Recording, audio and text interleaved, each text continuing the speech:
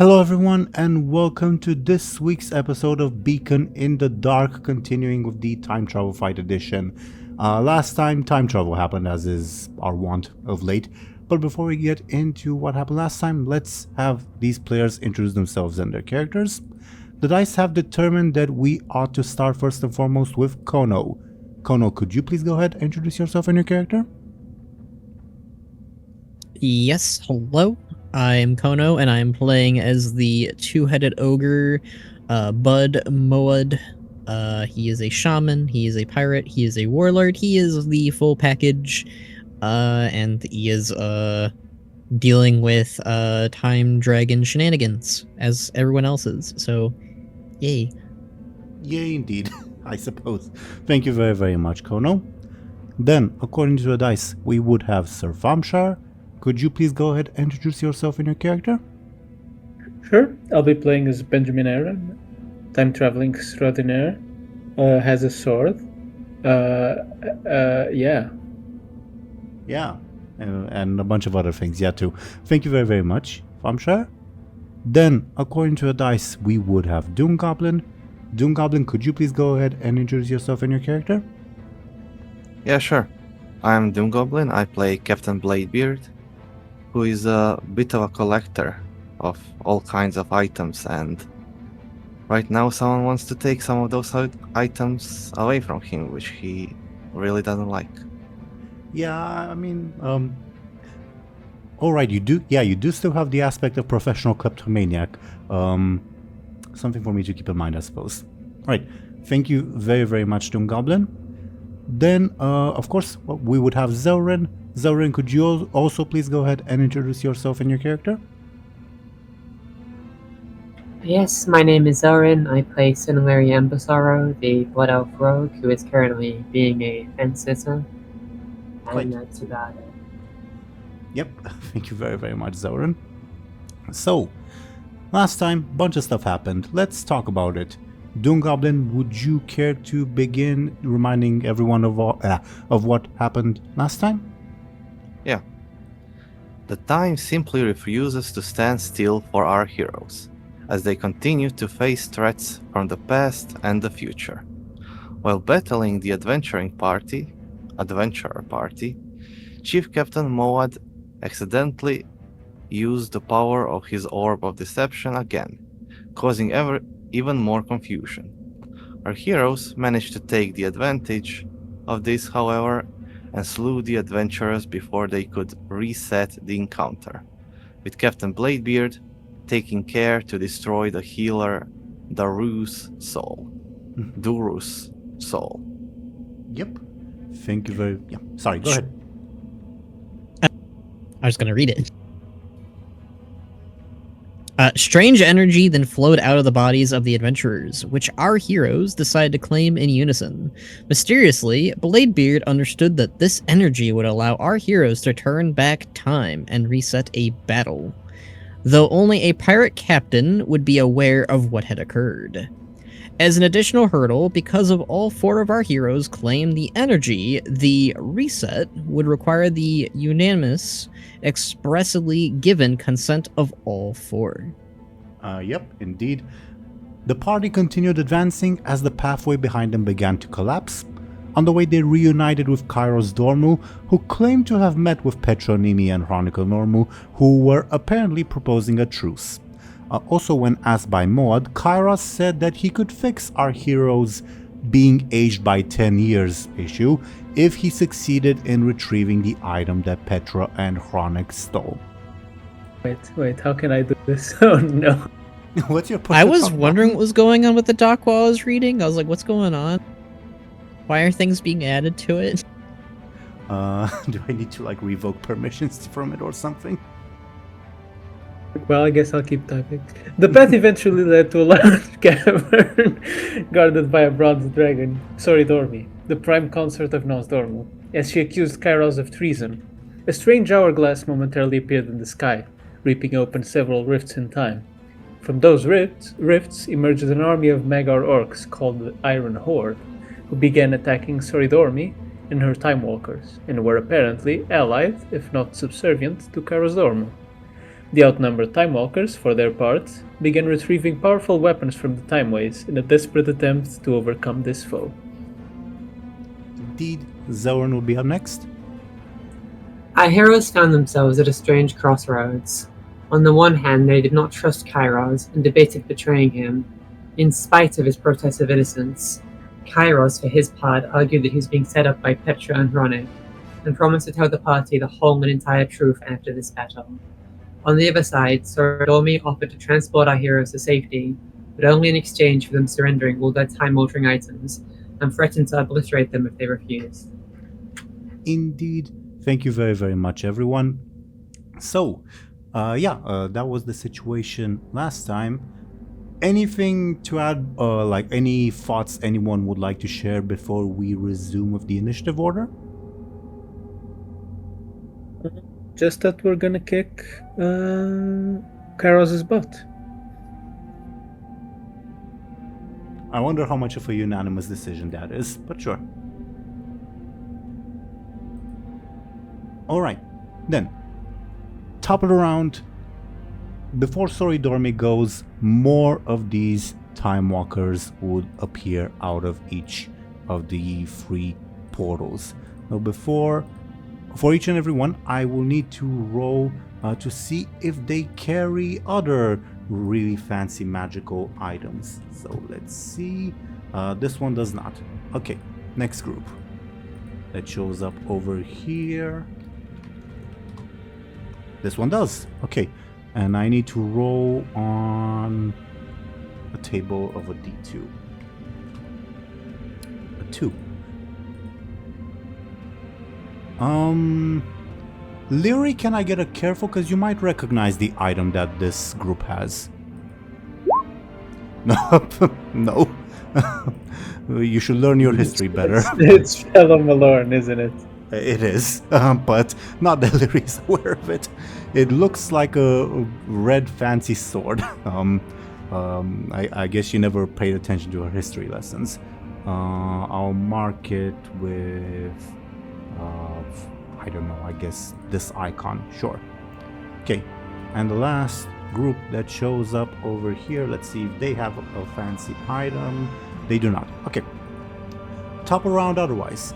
Dormi, who is being beset by some of these orcs, will do her best to obliterate, I guess, the Shattered Hand ones, because they're a bit crazy in their own way.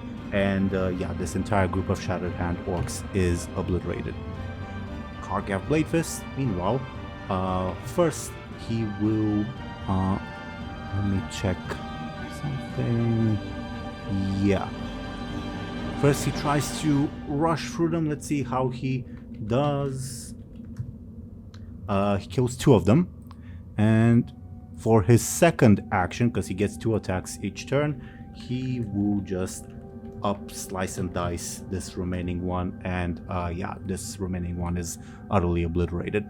Because, Kairos Dormu, for his part, he will continue trying to protect himself by casting his magics, and more grains of sand surround him as he readies his defensive magic to parry any oncoming blows.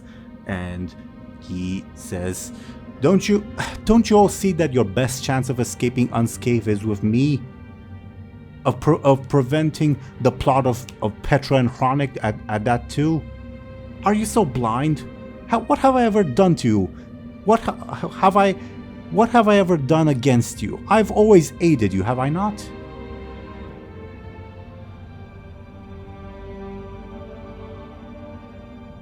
And with that, it's Lyri's turn.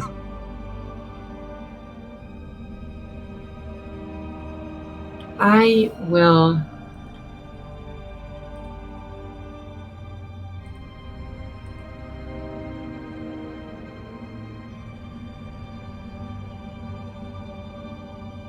Let me just pull up my sheet. Sure thing.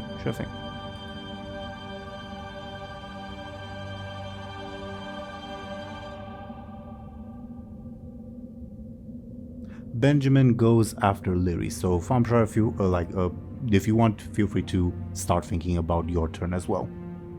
Sure.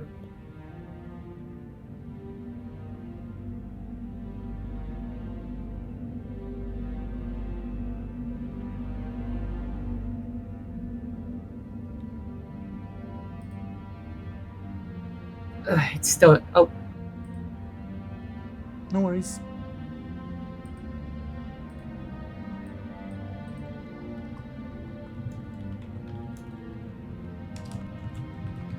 okay. I am going to try to create an advantage by staying out of both sides of the fight and kind of positioning myself in a way that people know I'm not involved, I'm not associated. Makes sense. Sounds like a sneaky or careful, your choice. It's enough to create one charge on your advantage. You do have an advantage called fence sitting. Would you like another charge on that? Yes, please. Okie dokie. Are you doing anything else on your turn? Nope. Okay. Then Benjamin, you're up next. You are facing this group of Warsong orcs and Shattered Hand orcs. Kairos just told them to leave you alone, so they're hesitating, and he also just ranted at you of I'm on your side, basically. So they're just staring at me, menacingly? They're looking at Kairos wait, really? You want us to leave him alone? And then they're hesitating. They're not really looking at you other than keeping you in the corner of their vision as in case you try something against them. Okay. Then I'll step back and try and join closer to Bud, and I'll create an advantage by scoping out the battlefield, getting a bit of a feel of where everyone is and what's moving in what direction. Yeah, give me a careful, please. Remind me, do you have a stunt that helps you with this? No, I think no, it's just overcomes, right? It is enough to gain one charge, though. You're not able to see too much because in game this little platform is quite high up, so you're not able to see past it. But yeah, you do gain an advantage. You do have Tides of Battle from before, so I'm willing to give you another charge. But do you have also any questions for me that I can answer?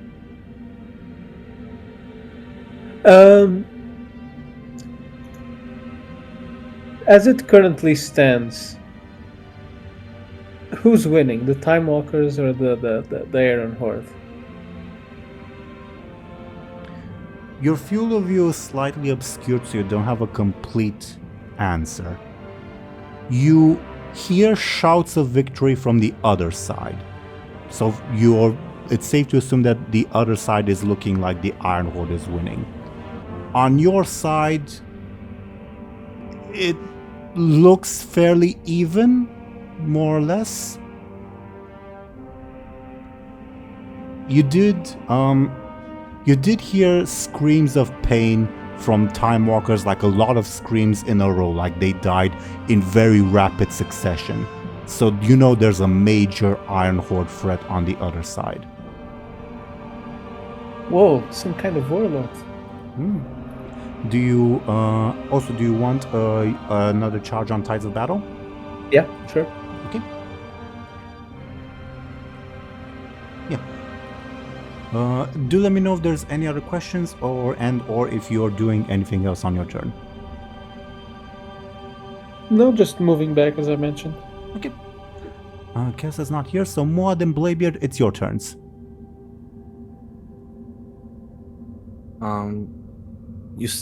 You said that this platform is obscuring the view of the other side of the battle, right? Yeah, it's pretty high up, So go ahead. We can't see Kargat Bladefist, right?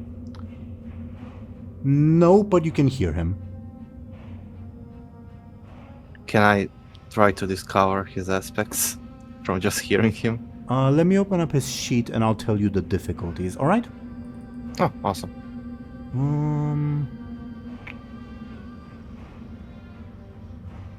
Difficulty... For the first one, it would be... You have a chance of discovering the first aspect, but it's a clever roll because it's a deduction, not a... not you scanning him, if that makes sense. So for his high concept, if you want to discover that, I will ask you to roll clever. For the other aspects, for the trouble... Difficulty 4, because it's something he mentioned, but you'd have to remember it. For one of his tertiaries, I can't imagine... Yeah, for the other tertiaries, I can't imagine a way for you to find them out, so I'm gonna put a fairly impossible difficulty of 6. Damn. He's a mysterious guy. Well, But you say... it's just that those elements have not been brought up, and since you can't see him, yeah. So, again, for his high concept, difficulty 2, but it's a clever. For his trouble, difficulty 4, careful. For the other tertiaries, difficulty 6, careful.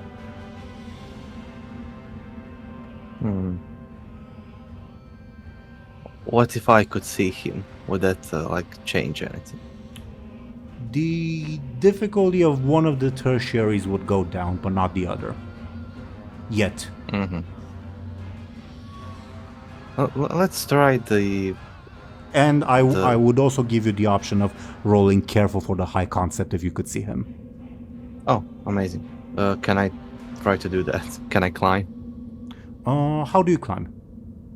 Because it is higher up, like Maud would have trouble climbing this. It is that By, tall in game. Taking out 2 daggers and using them to stabbing the wall with them and climbing. Yep, sure, sounds like a forceful attempt to climb. Give me a forceful. Yeah, you managed to climb all the way up there. And now you see him, and he sees you. Feel free to also move your token if you'd like.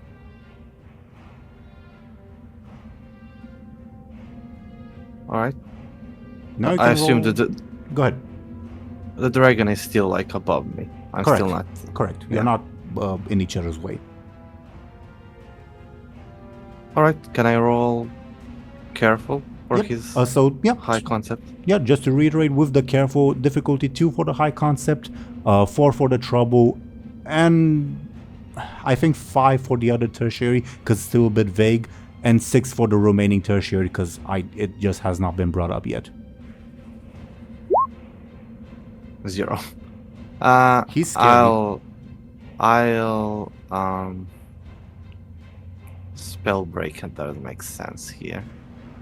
I will use the aspect that says that I'm good at reading people. Invoking a fate point. I'm using a fate Yeah, point, rather. sure.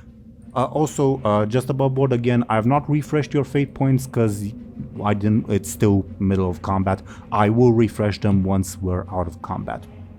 Okay. So you want to learn his high concept? Sure. You could have also rerolled. That's why I asked. Okay. His high concept is, as you can expect, Warlord of the Shattered Hand Clan.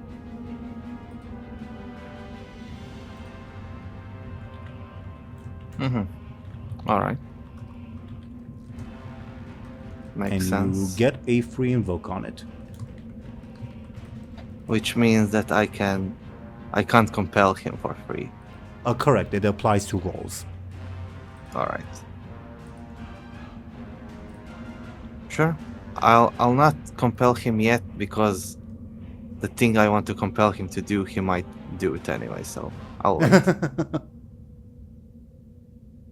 Yeah, sure. Anything else on your turn? Nope. Okay, Maud, it's your turn. Alright.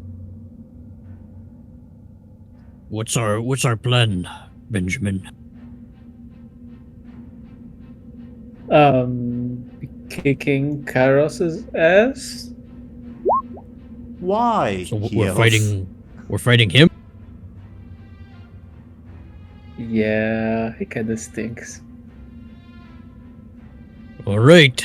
Plus, there's a big scary dragon up there, and I'd rather be on our side.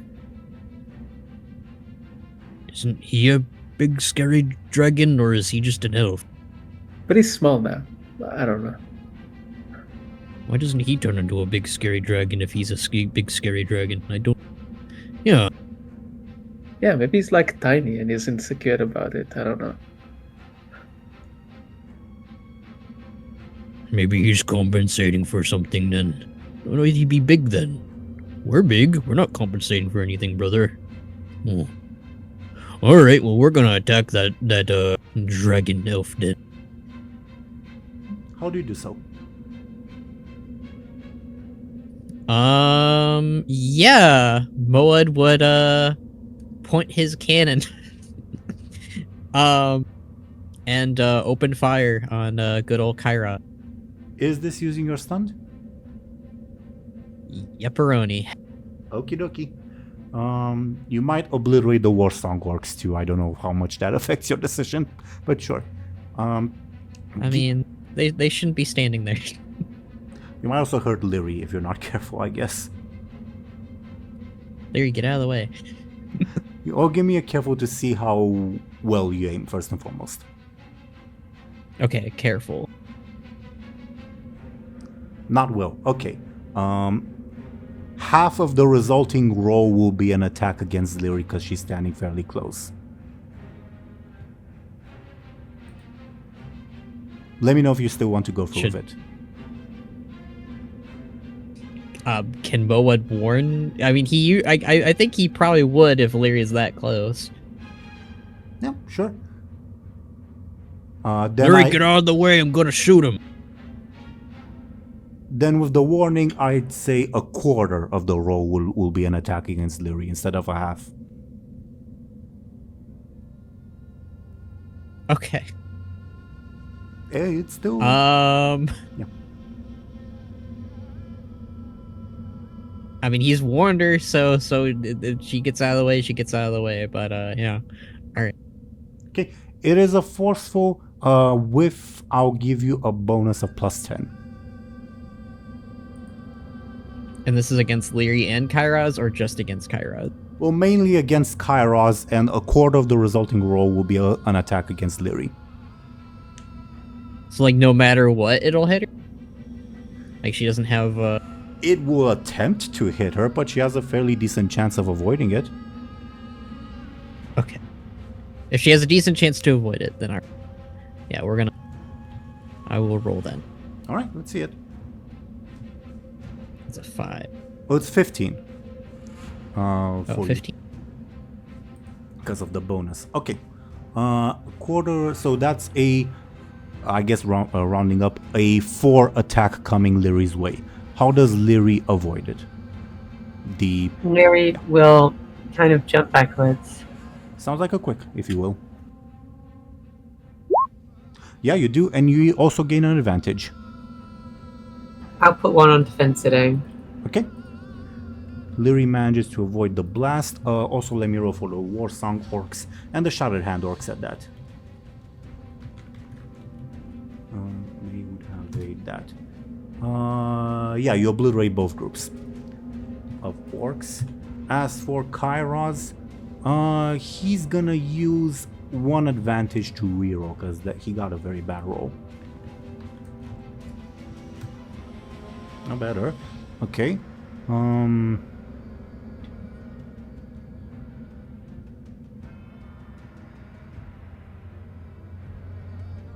Yeah, he has to take his level 6 consequence. Do you have a name in mind for his level 6? Wait, is he ogre. one hit away from death? Yes. Damn, he's Oh my cool. god.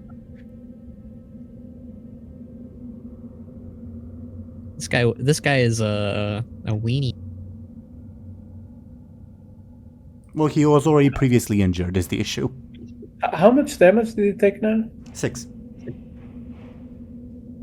Shouldn't we add like a little sprinkle of something? We can. Would you like to add a little sprinkle of something? I mean, it's your attack. It's your decision. Let me take a guess. What can I add on to it? Defensive magics. Echoing elements? No, there's none there. You can have one of my advantages if you want. One of my charges. Tides of battle. Yeah, do you use it? Yes. Okay. Kairos will use your level 4 consequence against you to bring it back to a 6. Ooh. Then I would like to use Double Trouble. How? Okay, so we're ending the roll and you're making another attack with Double Trouble? Yes, unless we can do anything else. I don't know if anyone has suggestions, but I mean, I don't think fence sitting would really help. I don't think false movement would do anything either. Well, that false movement is anti-Bladebeard, not for you to use. Oh! I saw Bladebeard. You've also seen this Bladebeard. Unless, wait, is Tides of Battle all used up, or does Benjamin not want me to use that all up? Sure, you can take the other one. Okay. Okay. Then that's what we're doing. Then Kairos will use your level 6 consequence against you. You're still reeling Sorry, from... Bladebeard. I'm Ben. Well, I'm not sure how you can use them, but I guess if Lyri wants to donate. I don't know how fence sitting helps. Yeah, give me, I'd also require a bit of an argument for how that would help.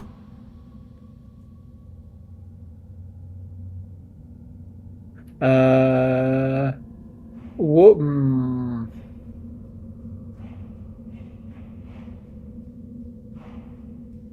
Huh. Surprise attack from Lyri. Tell me if this is kind of against the advantage, but wouldn't the fact that Lyri is being super nonchalant would maybe make Kairos like weirdly paranoid, like is she gonna do something, and kind of gets distracted? I'd accept that argument, but again, it's up to Zelryn if she allows... Oh, sure, yeah. Okay. I guess there's the answer.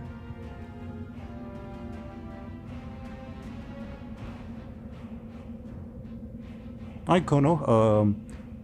I accept the argument of you being able to use fence setting in a situation. Do you use it, and how many do you use? How many am I allowed to use, Zelryn? We can just use one for now and go after that if you want.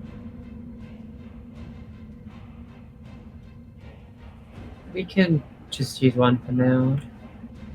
Alright, we're using one for now. Okay, then Kairos will use his last advantage to mitigate that. And then I guess we will use the next. Yeah, I can use another one. Okay. Kairos will use a fate point, invoking what possibilities await the aspect that you know of his. If going down here means losing on all of those possibilities that await, he cannot allow that to happen. So I need to check if I need to have an extra fate point or not. I'm gonna check the recording from last time because I might have forgotten to refresh my fate points. Either way, TLDR at the moment, we're back to just him taking his level 6 consequence. Okay, so we used all those advantages just to remove his.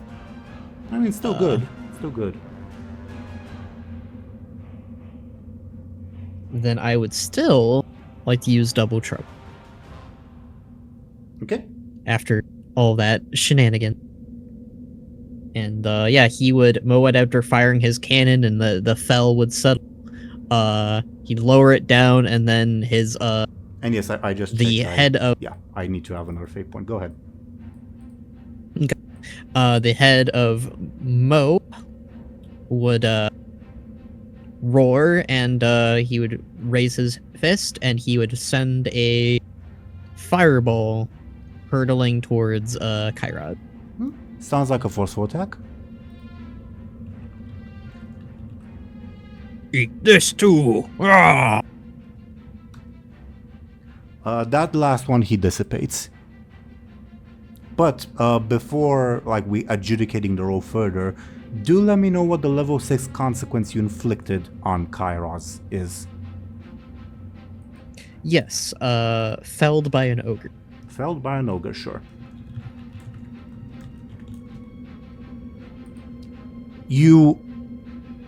Kairos is covered in a blanket of just green fellfire smoke and just flames from the explosion, and he is injured badly by it.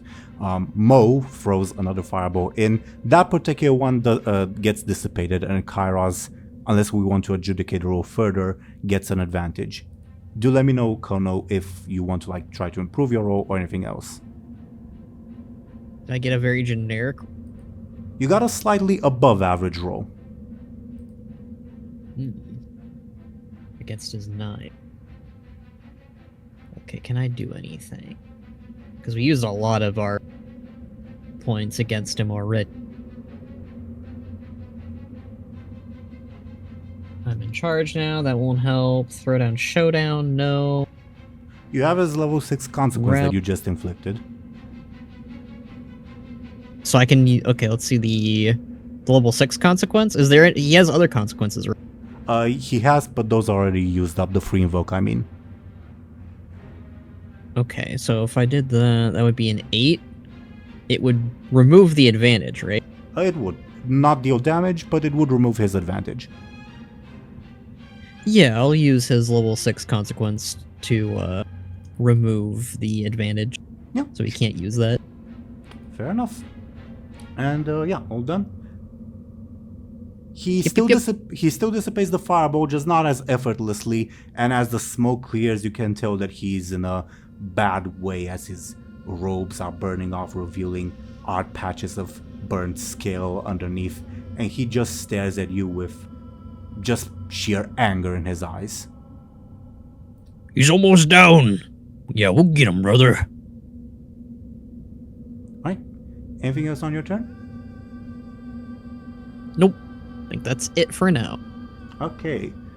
Then a bunch of NPCs. First, the Warsong Orcs.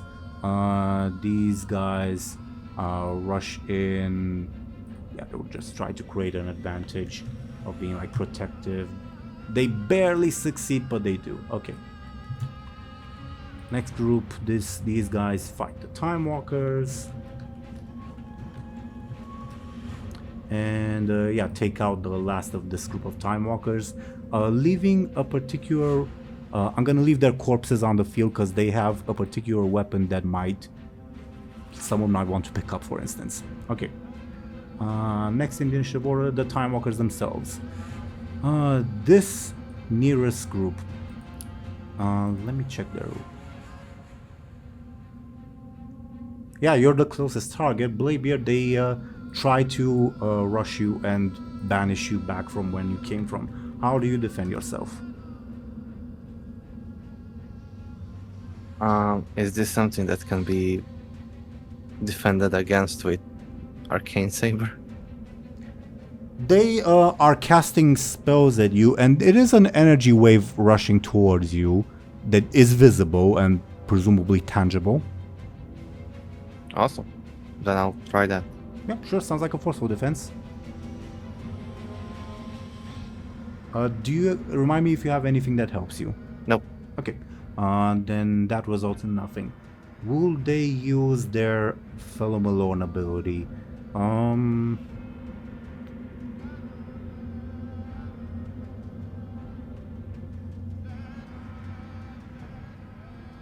Not yet. Okay. Next group of Time Walkers, this one, they descend and begin readying themselves to fight. They will just create an advantage. They do just barely. Okay. Protecting the time ways. Time walkers. Okay. Will they use their thing? They have Light's Wrath. No, there's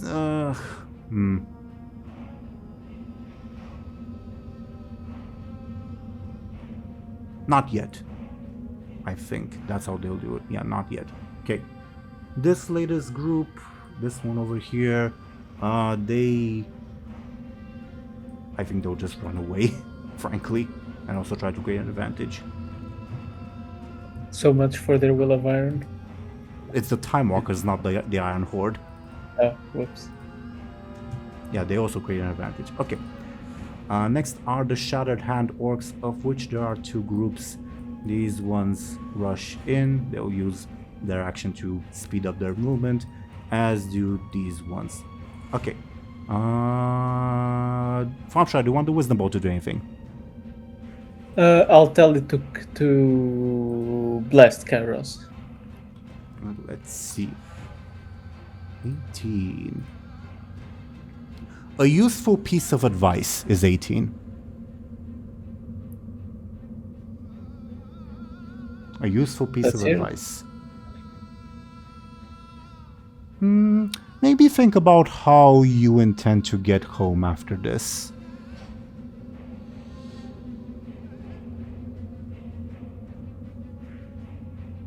The I wisdom bow just tells you. stare dumbfounded at the wisdom bow. It winks at you and then sticks out its tongue. Okay, let's see if the stick does anything. Nope. Okay. Top of the round. Let's see who shows up next. 1, 2. Is it? Wait, is it free? Yeah, it's free. Huh. This will change things a little. Okay. Next time. Oh, no. Roll. Oh. Interesting. Okay. More basically Warsong orcs emerge from these portals. I'm gonna copy paste them a little bit.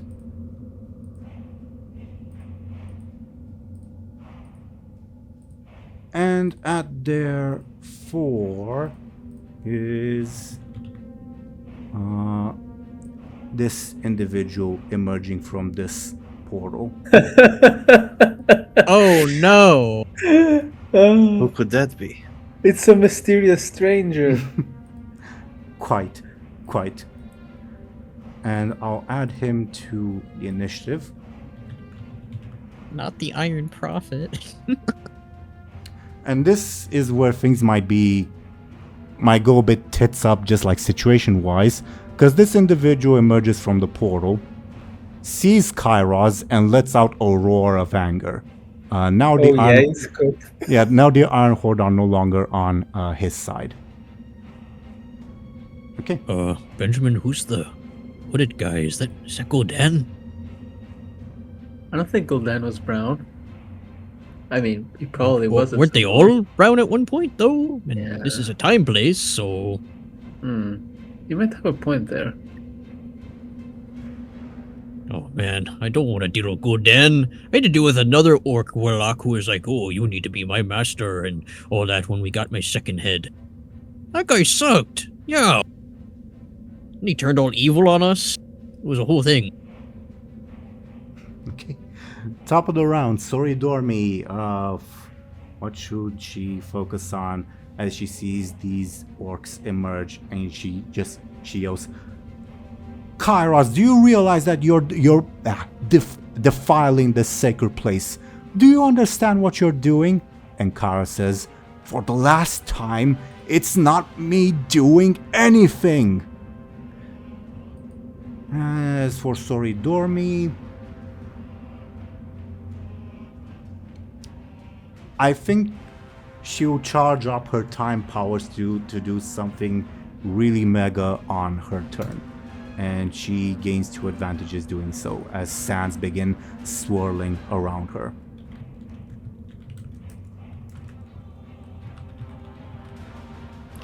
Okay. Is that a good thing?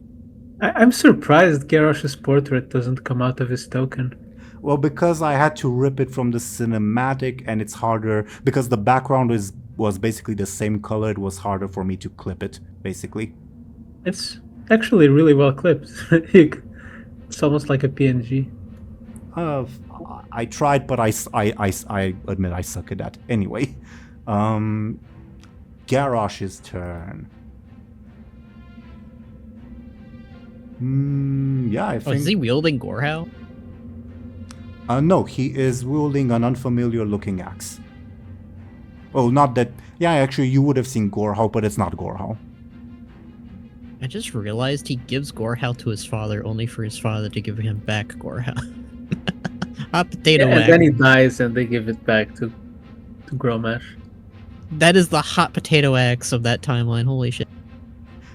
Yeah, and doesn't Garrosh Gromash rather realize that Garrosh is his son afterwards also? Yeah, Fascinating. Okay. Gul'dan ruined the timeline. I'm gonna roll Garrosh's clever to see if he figures out how much of everything is going on. Okay. With that clever roll, he'll spend his turn trying to obliterate these time walkers as he charges them. And all of them are felled in rapid succession, leaving at their feet lights raft for anyone to pick up if they want. I don't think Gul'dan fought like that. How many other hooded orcs do we know? You should give me a careful, because you guys have seen Garrosh. You should be able to recognize him if you're well. Moa definitely How has. cloaked is he? How you see it, his cloak is going back a little bit whenever he moves rapidly, because yeah, of course it would. Does he say something? Roars with his stereotypical literal hell scream, because I think Moad's the only one who was like up close to Garrosh that one time, so would Moad have an advantage here? your or- roll would be easier, yes. Bladebeard so and careful. Benjamin saw him in a chest. Careful or game. clever? Careful to answer Khono's question. What were you saying, DoomGoblin? Benjamin and Bladebeard saw Garrosh in a chess dream. Also true. So also be slightly easier for the two of you. Khono, Mod, you don't recognize him, not right away anyway. Benjamin, because it's an overcome and you gain the bonus, yeah, you realize who that is. And you also Holy realize he's dressed unusually. That's Garrosh Hellscream. Let's see if he noticed you saying that. Oh, Yeah, he's got a hood up. he turns towards He you. became a warlock? He's looking at me. Well, you just called out his name. And I'm gonna roll to see Say if hi he to him. I'm gonna roll to see if he recognizes Moad. Yeah, he roars in anger at Moad specifically. Now he's looking at me. Benjamin. Okay. Maybe I could talk to him. Brother, you cannot talk to that guy. Okay. That was Garrosh's turn for now. Kargath on his turn. Let me roll. Bladebeard, can I get a flashy? Because I want to see how much of a threat Kargath deems you to be. So lower I roll, the better. For you, yeah. Okay. Then I'm gonna roll a d2 to make it fairly even. Okay. For the moment, he ignores you as he runs up and leaps on Dormi's back in an attempt to, yeah, do her in. I don't need to compel him then. For his first attack, he deals 1 damage.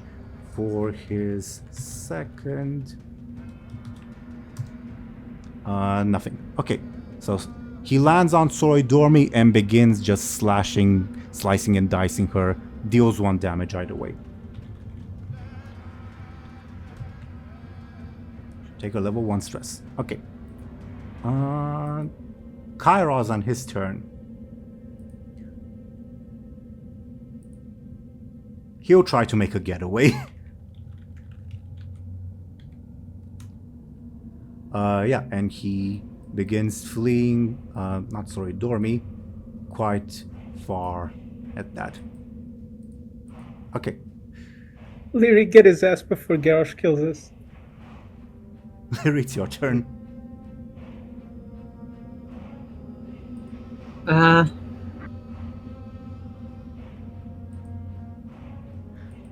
Actually, let me roll to see if Kairos hears you saying that.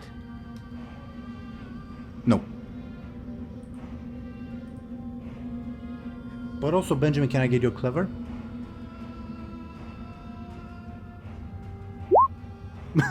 Head empty? Okay. Oh god. Yeah, I guess I'm just stupefied and shitting myself. I should actually mislead you a little bit.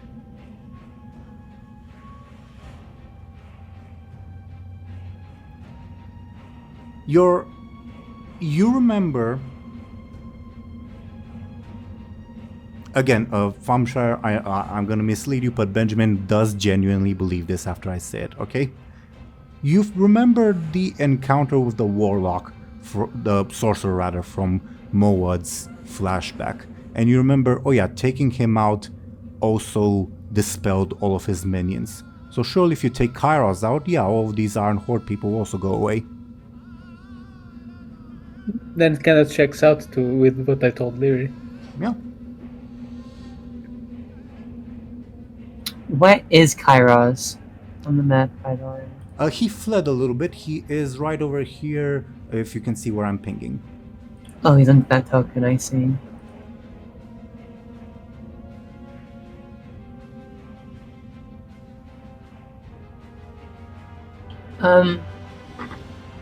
Hearing Benjamin say that, Lyri will try to, like, chase after him and, like, yeah, like, run after him as fast as she can and knock him around. Can I get first your quick to see if you are able to reach him? Oh yeah, you should be able to reach him, alright? Feel free to move your token if you like. You can get a position yourself right next to him. And as you begin catching up to him, oh, you even cut him off if you, okay. He says, so be it then, if you will not listen to me. So you have your turn. Lyri will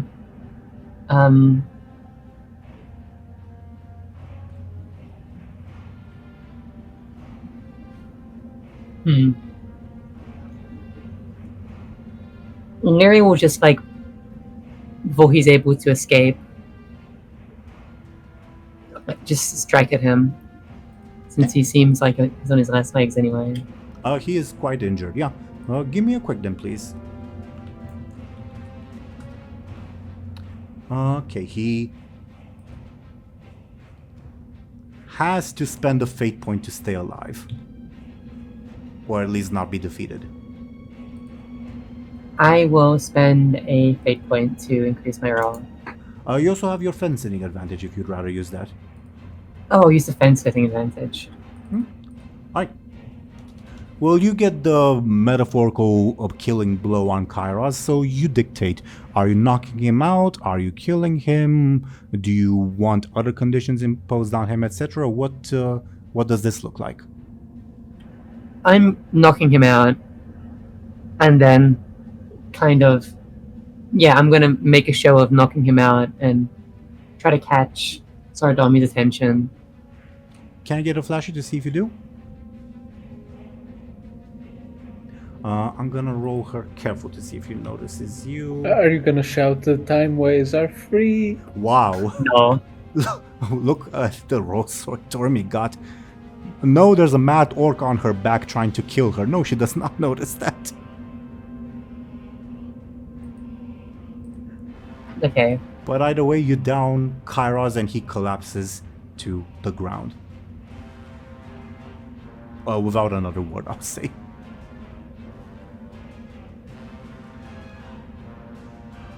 Benjamin, you spot this.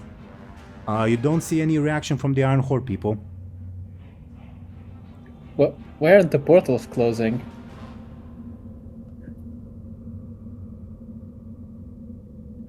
You say that as a bunch of, I guess, Warsong orcs begin charging you.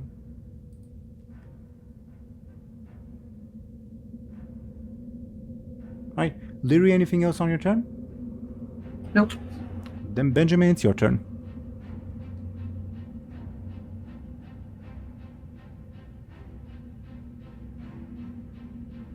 The Wondrous I'll Wisdom Bow use- says, told you. Told me what? Sticks out its tongue. Is Kargath wounded in any way? No. Of course, definitely not. Then I'll bide my time. I'll go and attack the war song closest to me. I'll run up and like slash their wolves. Oh yeah, sounds like a careful sounds like a careful attack. Or clever, actually. Careful or clever, your choice.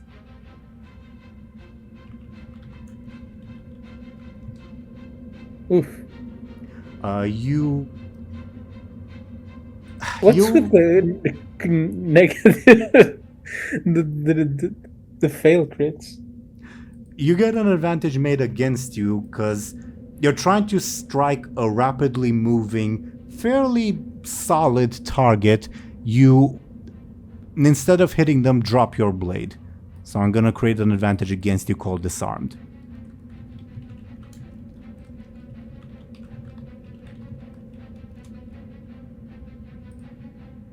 Anything else on your turn?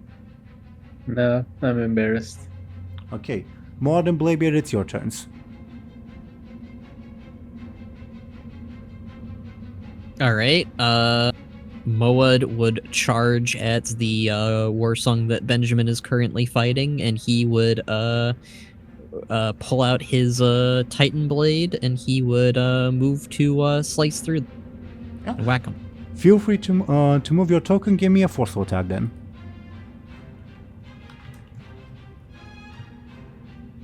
Yeah, you take out one of them, the one that Benjamin tried to.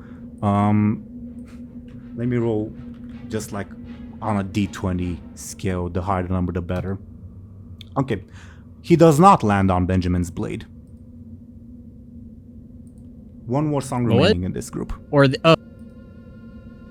Warsong. Right, because Benjamin dropped his blade. I was rolling to see if the corpse of the war song would have fallen on the blade, thus making it harder Okay, to I was retrieve. unsure if you meant Moad like ran over on top of the blade, but now I understand.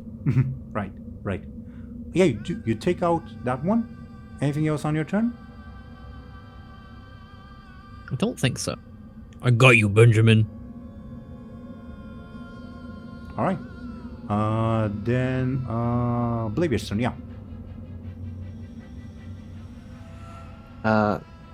Do the people in front of me still seem focused on me, or I'm gonna roll. They're careful to see if they, with that roll, yeah. still on me? They're apparently quite narrow-sighted. I guess. And death as well. Kargat was able to jump on the dragon. Can I do that as well? Yeah. How? How did he do it? You just jumped. Because he's that guy. I will just jump as well. Give me a forceful to see if you can do it. Yeah. Oddly enough, yeah. Alright. Then I'm on a dragon as well. You're on a dragon as well as Stormwind is frantically struggling against the both of you, and Kargath is just cackling all the while. If you want, you can move your token on top of Stormwind. You should not be obscured in any way. This is like the What's the name of the encounter? Back of Deathwind? Spine? The spine of Deathwing, right. Spine, yeah, spine. No Elementium place to rip off though, but yeah.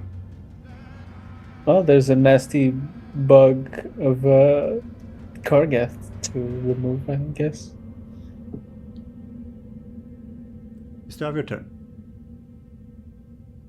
Who should I attack? If we do help Soridormi defeat the Iron Horde, maybe she'll be kinder and let us keep all our items. Can I get a clever from you?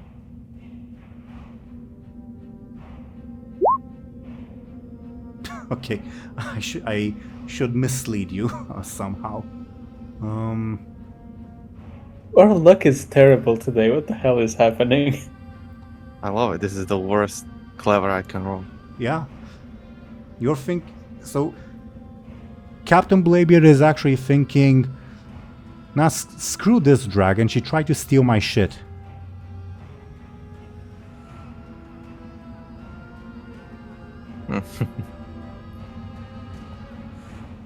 Alright. Sure. I will try to first discover her aspects. Let me open for her thing to tell you the difficulties. Just so you know, I had a conversation about dragons with Kyrie. Good point.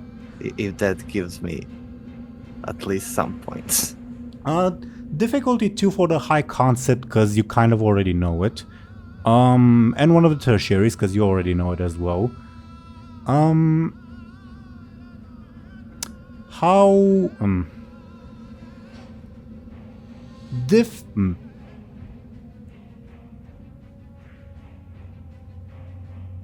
For the trouble, it's actually gonna be a clever roll, because I don't think there's a careful... Actually, there might be.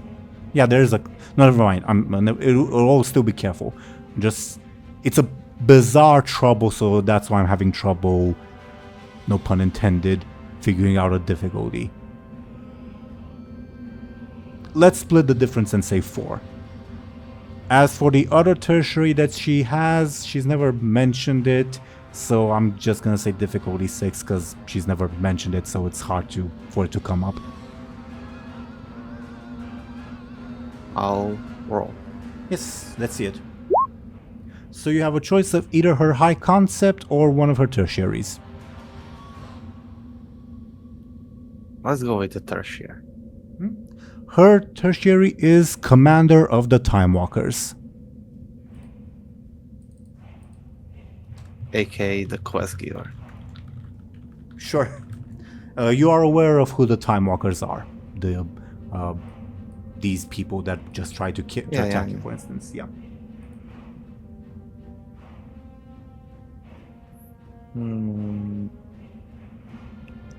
Alright. That's my turn. He's just standing like defensively on the dragon. Sure. As much as you can stand, but sure. Okay. Or sitting. I don't know. What are we doing? I was more so referring to the fact that it might not be so easy to keep a grip on, but sure. Okay. The Warsong Orcs then. Let's simplify things a little bit. These guys will rush in, assist this wounded group. These guys will also rush in, also assisting this wounded group. And I'm gonna actually move them a little bit so I can see the icons that they have on them. Okay. And this wounded group will try to take advantage of the fact that you're disarmed, Benjamin, to trample you down. Well, I say group, but there's only one of them left. How do you defend yourself? I forgot to incorporate the assist. That actually is a 5. Benjamin will jump to the side. Sounds like a quick defense. Is this a quick attack or a forceful attack?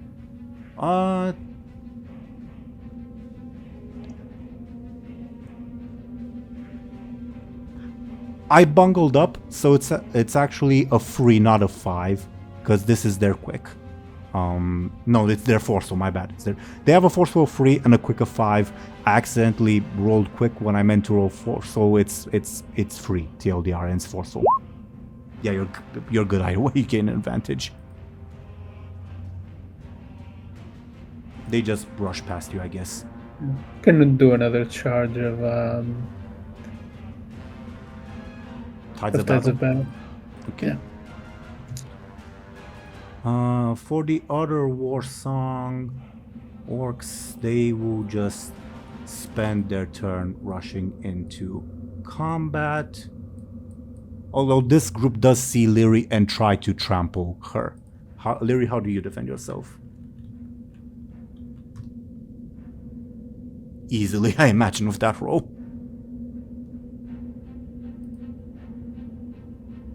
Zelryn, are you with us?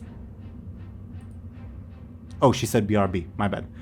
Then we'll resolve that roll later. But I'll add Zelryn in chat to let us know when she's back. Okay. That's the war song orcs, the time walkers now. Situation's quite dire. These guys will try to engage these war song orcs and fail. These ones will, yeah, they have to rely on fellow Malorn. Whom will they attack? Guess they'll try to launch a bolt of flame at Kargath. And actually succeed in dealing 1 damage to him. They catch Kargath unawares. Do they dare test their luck again?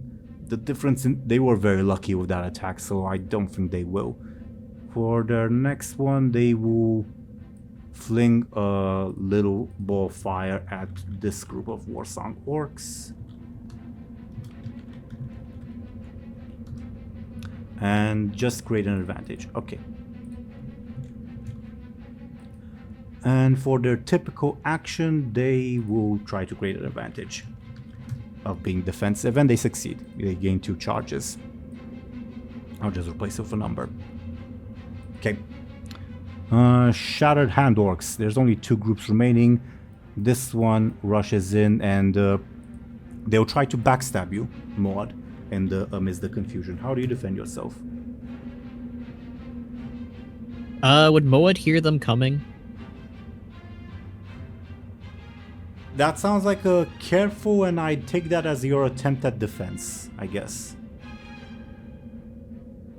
Well, I mostly was just asking in terms of like, would he hear You're them right. coming And let me in generalization? just give me a careful, and I'll answer the question then, without any other implications. My bad.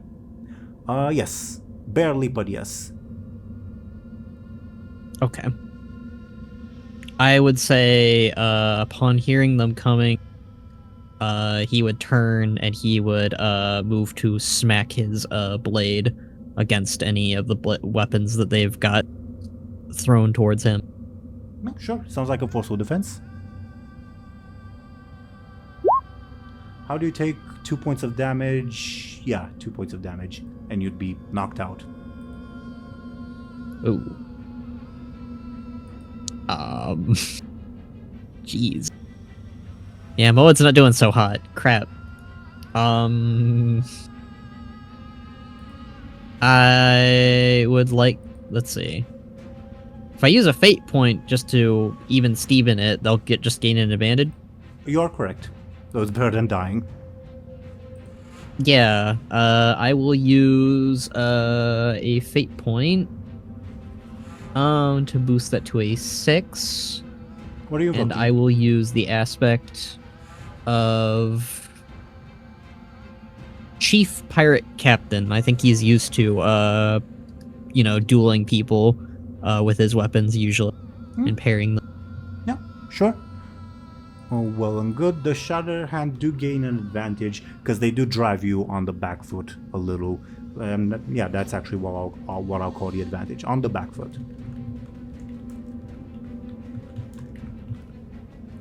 As for this group of Shattered Hand, for simplicity's sake, they'll also just rush into the combat over here. And that's their turn. Thompshire, do you want the Wisdom Bow to do anything as you find yourself surrounded by orcs? Do something useful? 24, that is something. Welcome back, Zelryn. TLDR, some orcs tried to trample you, and I was gonna ask how you intend to defend yourself.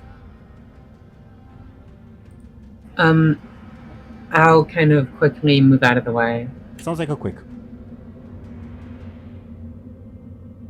The orcs got a 1, so you gain an advantage. Do you want another charge on fence sitting or something else?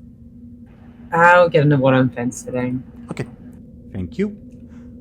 Now, Thompshire, for the Wisdom Bow, 24 is the Wisdom Bow casts a Frost Nova, freezing everyone around it, including you and Moad potentially.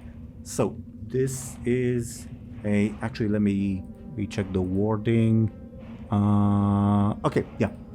It's a difficulty 4 roll. How do you try to avoid this Frost Nova or resist it? I'll outrun the Frost Nova. Outrun where? You're surrounded.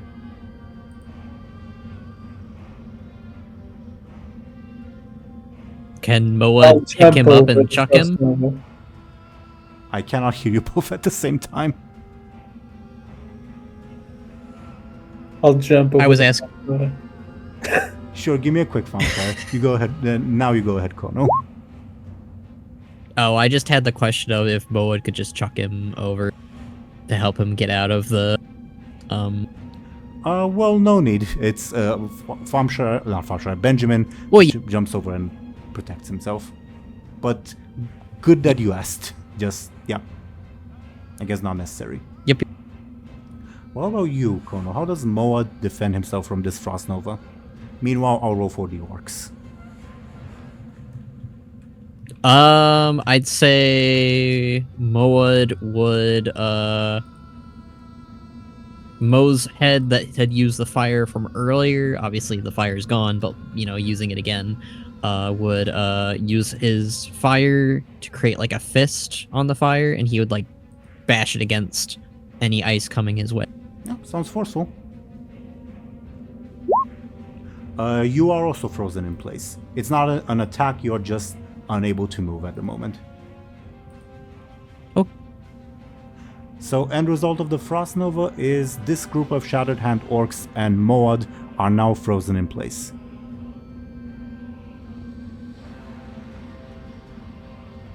Good job, Wisdom Bow. Okay, let's see if the stick does anything. No. Okay.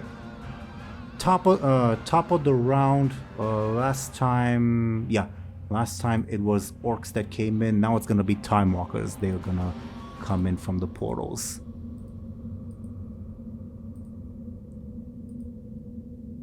And I'm gonna need to roll D4.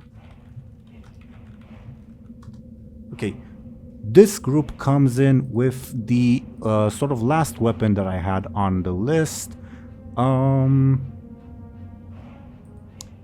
Yeah, you don't see those guys, so I'm not gonna say what the weapon is. I'm gonna use this icon for it. Okay. Top of the round. Soridormi, on her turn, she'll try to shake Kargath off. Let's see if she succeeds. Nope. Okay. Garrosh, on his turn, he spotted you, the two of you, so he roars in anger and rushes you, Moad, and says, "Die, traitor!" How do you defend himself from him slashing at you with his axe? It's a plus 14 attack. Oh god. Bye, guys. It's been fun. Oh yeah. I don't think you're escaping this. I don't think it's possible. Unless you use your cake. I don't want to use my cake on Garrosh. Then you're dead. I would say it is mathematically possible, and also hypothetically, if like you run out of fate points to use, you can always be compelled or compel yourself to generate new fate points. Though, of course, that comes with its own risks. Yeah, I think I have my backup plan already in my head, and it's fortunately very thematic. But I mean the outcome's looking pretty bad anyways, and you might as well use the pants one last time, right?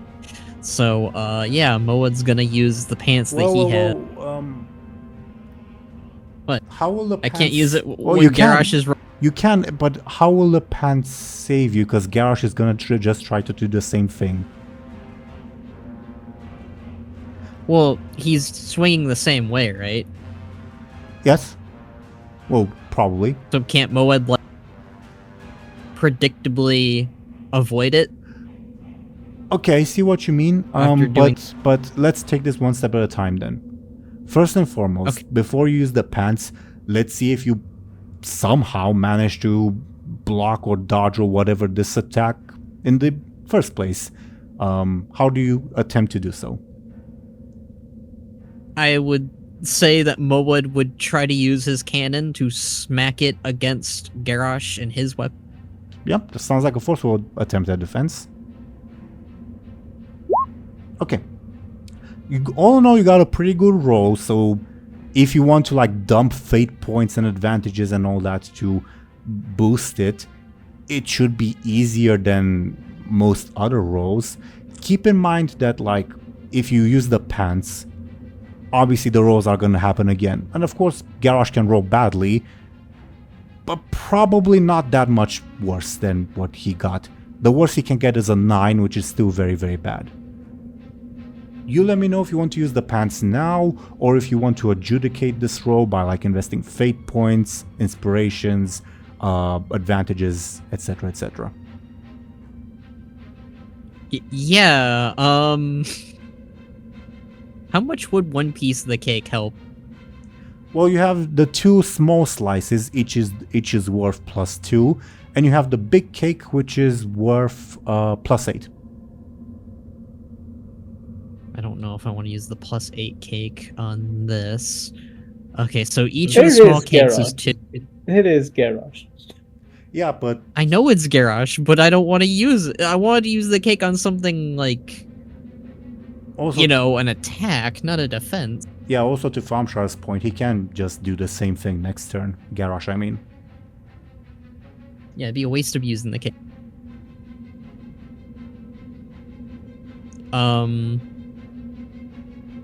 So yeah, okay, so 2 pieces of the cake. That's 4 then? 4 each? Or Each individual piece of cake is worth +2. You have 2 pieces and a big cake. The big cake is +8. right. Okay. And I've got a 7. So I could get a 12. And I'm trying to get his 14. So if I use 2 of the cakes, is there anything that I can use? Not really. I don't have echoing elements. I don't think it's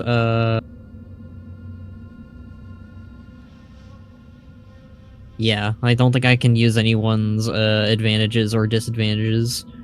So Well, if I use all of my fate points that I have, which is the 1 remaining, and the 2 cakes. Also, as a small reminder, you can be compelled or compel yourself, like in the middle of a roll, to gain more fate points. Obviously, compels can be bad. At the very least, they're going to be distracting. But you'll be able to gain fate points that you can use to improve a roll. You can technically do this ad infinitum, though of course each compel is serious business. That's the struggle, because I'm trying to think of a negative compel for Moed here. Which is hard.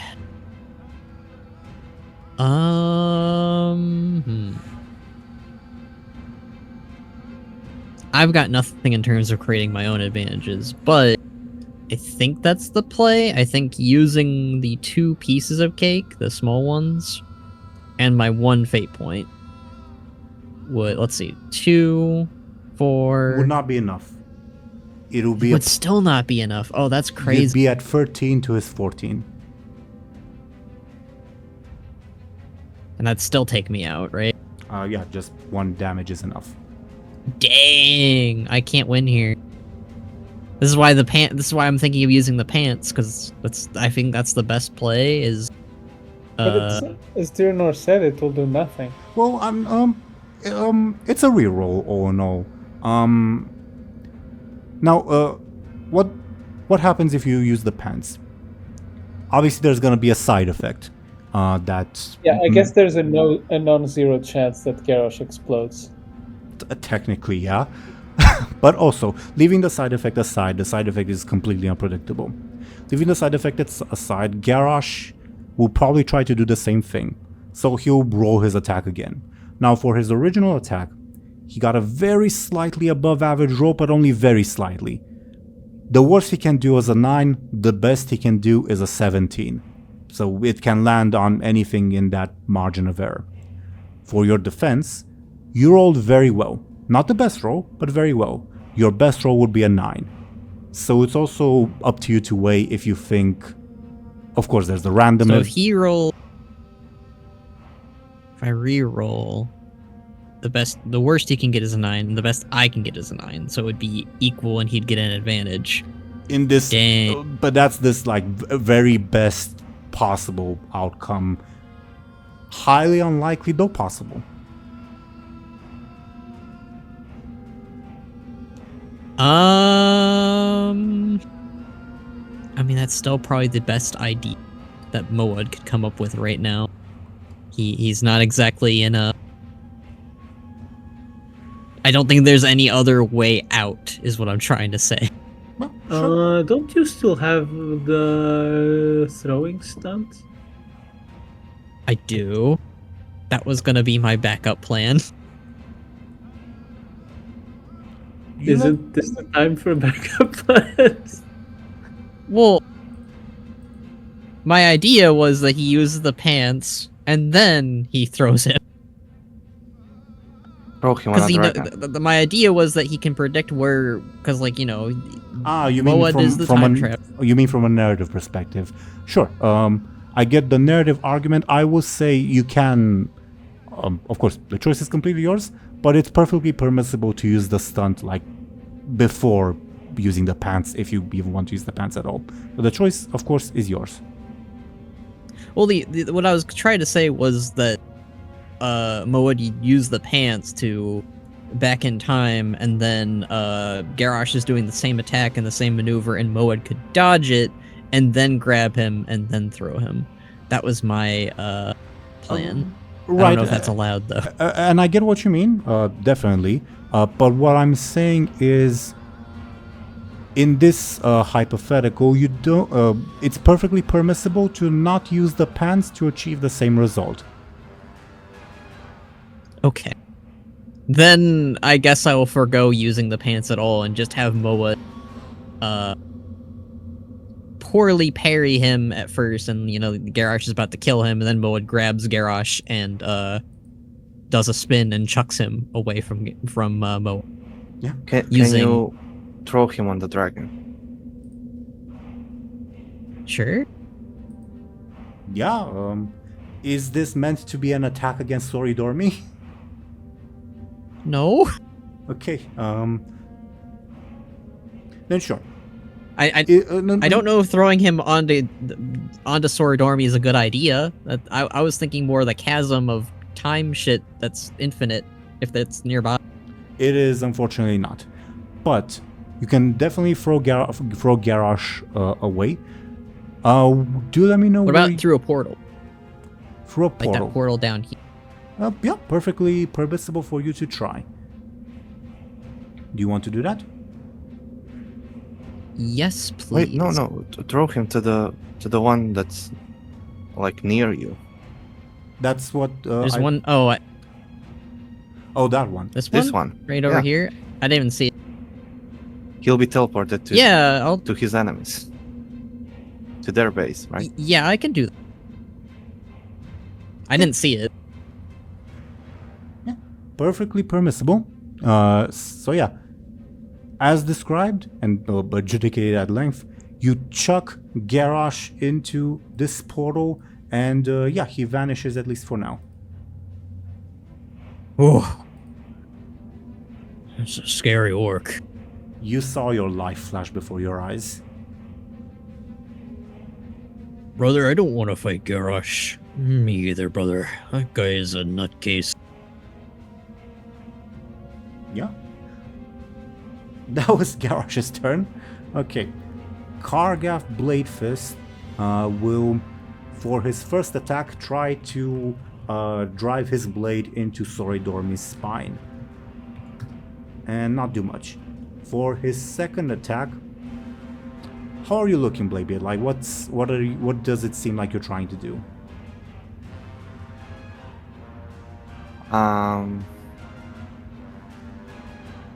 He is in a defensive position. Okay, then he'll try to rush you because he thinks you're taunting him. How do you defend yourself? He's blade storming towards you. I will blade storm back. Sure, sounds like a forceful. Yeah, it's two guys with blades in their name. Just blade storming. I was gonna. Wow. What? Yeah. Yeah. Good job. Yeah, that's a blade. It's blade. And it's my critical success. Good job. Yeah, this cave isn't large enough for the two of you. Now, because he's the attacker, he technically has a bit of an upper hand, but you do manage to avoid the blow.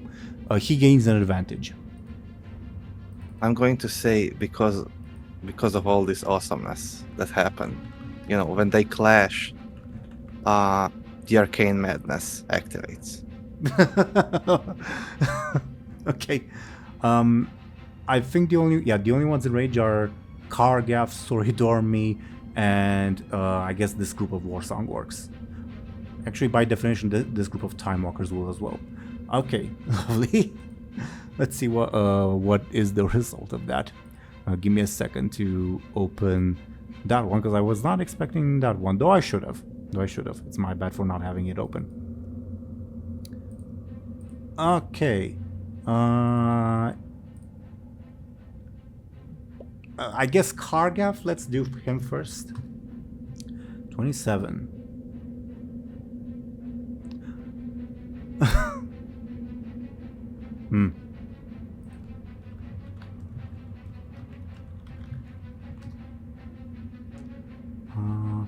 His forceful is improved by 1 for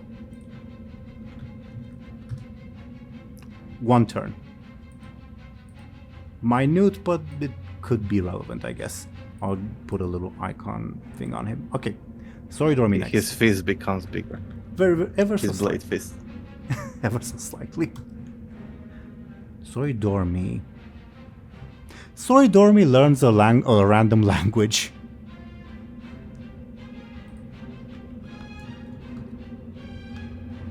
She learns the Draenei language. Lovely. The Warsong works. 10. These Warsong orcs, as they're trying to trample you, including their wolves, which is perhaps what looks, is gonna look most peculiar, they lose all of their hair / fur. Oh, that's disgusting.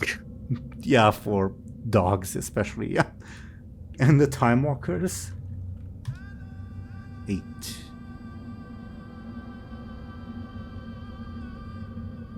They're bombarded with visions of their greatest regret. And for 1 round, I'm gonna put a little marker on them, they mistake those around them for characters in their dark vision. Interesting result. of that arcane madness. Perhaps the most random of them all. Yet strangely inconsequential. Yeah. Okay, interesting. That was Kargaf's turn. Lyri, it's your turn.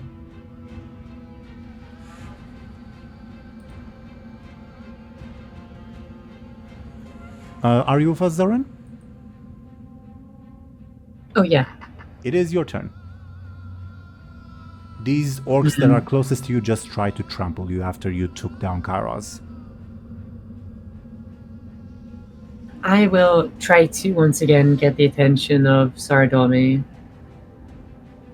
Okay. So I will kind of shout for attention May I get your and point at Kairos. May I get your flashy, please? Is this an overcome? Yeah, it is. It's a 5. 5. Yeah. Okay. You momentarily gain her attention, even though she's not in a good way. But yeah, you do gain her attention as you point at Kairos' downed Wait, body. it's not how it works. Never mind. I don't get a 5. I get a 3. Oh, okay. Then, yeah. Names the dice. You still have your turn. I will.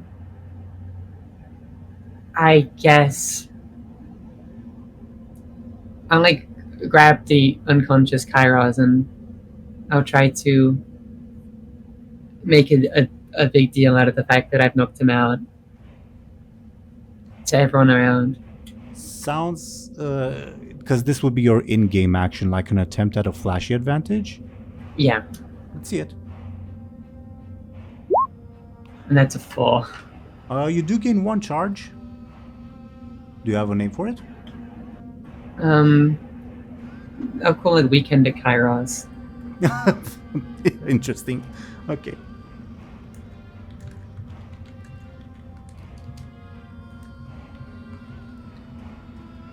The orcs that are next to you obviously see this anyway, so they're not necessarily reacting. But yeah, feel free to use that in the future to whatever you might want to do. Anything else on your turn?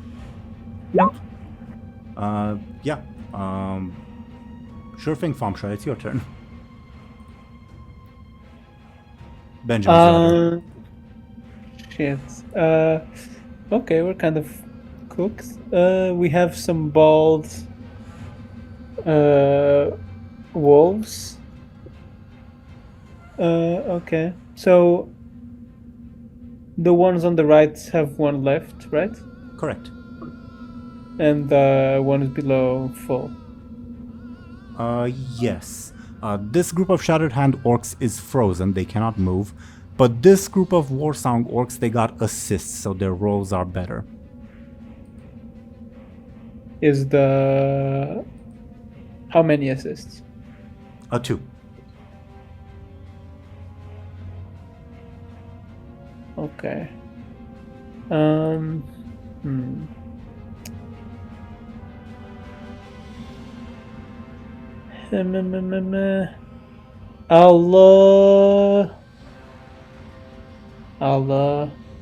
I'll attack them.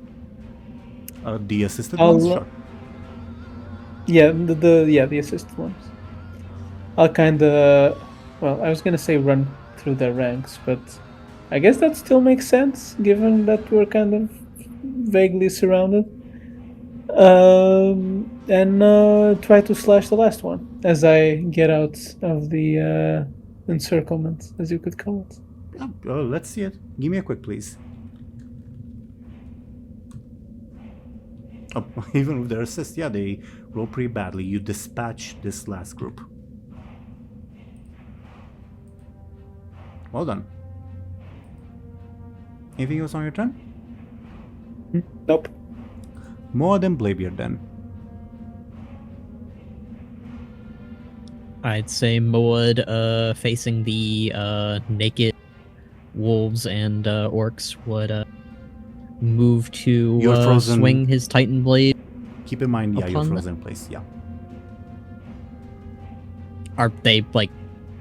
distant from him? They're Like, melee. They're melee range. You can certainly do that. Okay. It'll be a forceful roll. You just cannot move afterwards. Yeah. I spoke up because he used the word move to a strike or use the blade or whatever, so I had to interject, I guess. But otherwise, it's a forceful roll. Okay, yeah, please. he's not. Which group are you attacking? Do tell me that. The one's closest to him, so the wolf one. Okay. You take one of them down. 2 remaining. Good job, though. There's a lot of them, Benjamin. And they're naked. Those were not the naked ones, but sure. Oh. There's some naked ones over there, then. What? I don't get it. Why aren't the portals closing? Feel free to give me a clever to speculate. Maud can roll too. Awesome. May I use my stunt regarding the warlord remain? Yeah, definitely. You can call upon your chronomancer ancestor for aid. Let me ask my ancestor, Benjamin. We'll figure this out.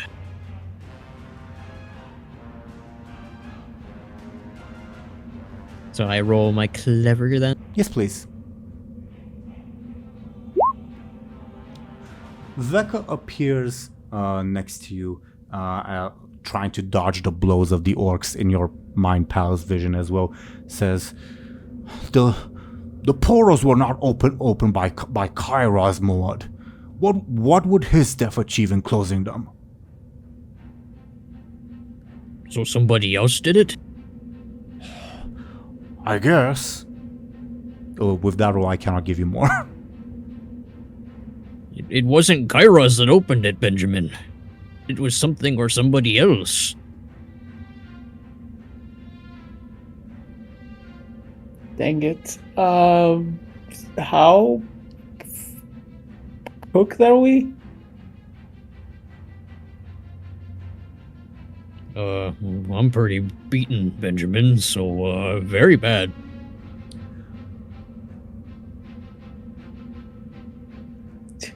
I guess. Yeah, you hear a voice, Benjamin. Feel free to give me a careful to see if you recognize it. With an overcome, yeah. As sands begin surrounding you, you hear the voice of Petronimi say, Just ask the big dragon over there to send you back. Surrender your time-altering items. You don't need them anyway. You hear a hint of happiness, let's say, in her tone, like, yes, you're playing right into my hands.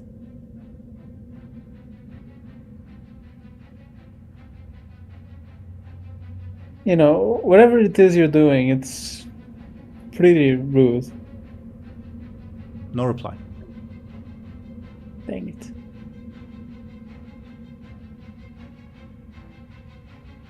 What's our plan, Benjamin? If it isn't the evil, elf dragon, is it the big dragon? Is it, Both of you feel free to give me clevers, because I may have a suggestion. Up to you. Sure.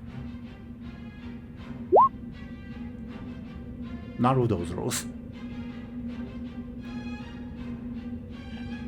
I think Kairos was right. So he wasn't evil? No, I'm sure he was evil too, but maybe it was Petra and Hronic who set this up. Well, they're not here, so, how do we stop this? If they're not here, do we, like, overload our pants or something? A question for a different turn, because you guys have rolled quite enough for now, I think. Sure. But yeah. Anything else on your turn, Maud? Nope. Bladebeard, then. It is your turn.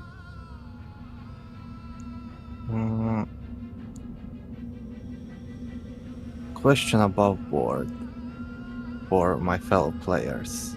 We could reset this encounter. I And don't think we would gain anything from it.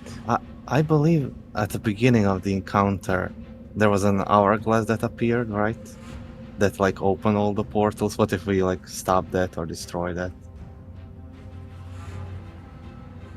I guess. Just an idea that I had. Yeah. Could be interesting. But not sure I want to commit to it right now, but then again, Bud's almost dead, and if he's dead, we can't use that. So, I don't know. Also, You can always take the pants from him. I will also mention, technically it's Captain Bladebeard, Benjamin, Aaran, Moad, and Lyri that have that ability, not Thompshire, DoomGoblin, Khono, and Zelryn. So I'd require the characters' consent. Yeah, that's what I'm saying. That since Bud's almost dead, we will be able to consent if he's dead. Very true. I was more so emphasizing the idea that you need to communicate that that's the plan. Mm-hmm. Yeah. Which I think it would make sense for like Benjamin and Bud to try to communicate to others that that's what you should do. So I think Dormi would probably remember the reset and want us dead even more. Also above board, I believe Bladebeard is the only one that will remember everything that happened. Yeah. For some reason. Not related in any way to the guy inside his head, but yeah.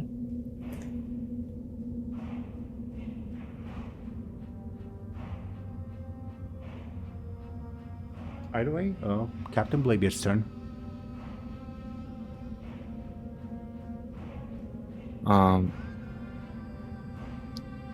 So we are not doing that plan. Not yet. Alright, then I'll...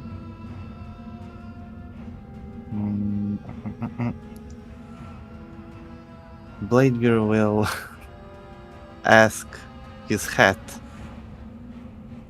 Oi, Teeironor, I know you dabbled in time stuff. How do we get out of here? With the aid of another time manipulating individual, I assume?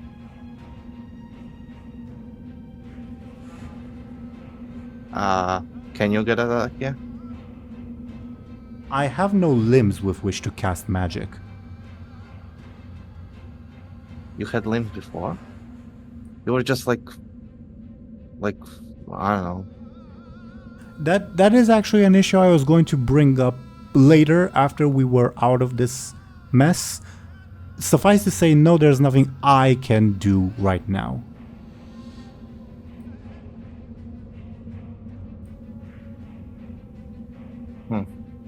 I think it's more if we get out of this mess than when we get out of it. I thought you more tenacious than that, Captain Bladebeard.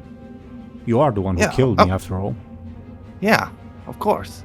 Wait, was it? He means the collective you. Of course you're gonna get out of here. You're gonna kill everyone.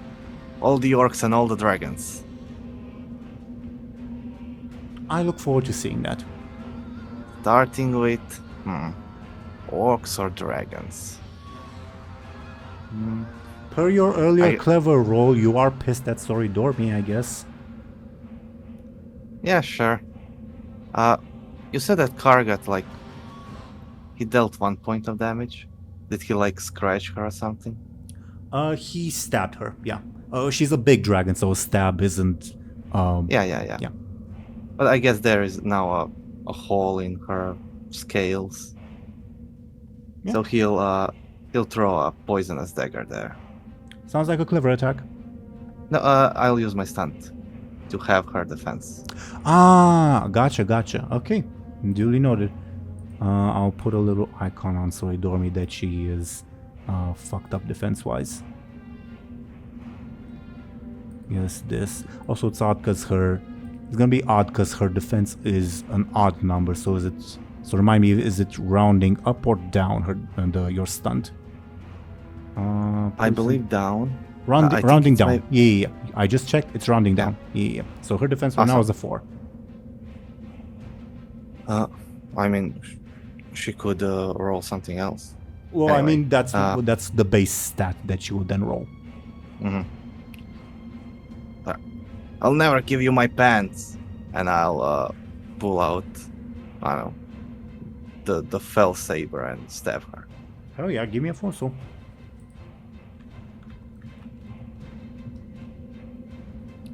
Do you have anything that helps you? Remind me. Yes, I have +2. Okay, so you deal 2 points of damage. It's a bladed weapon. That's the reason.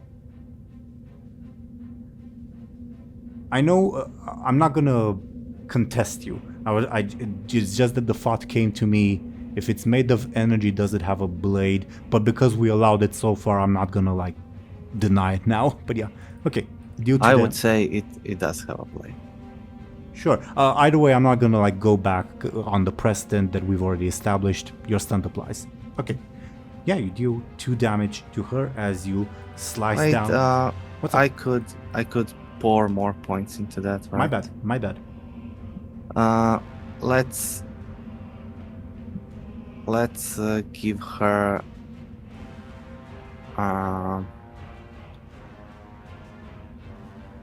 I don't know. Let's use all the arcane / fell saber ones, so +8. Okay. So it's 10 total. 10 now, total. right? 10 total.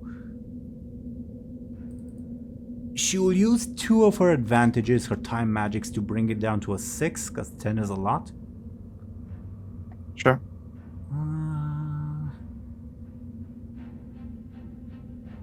Yeah, what's the level 4 consequence you inflict on her? 4.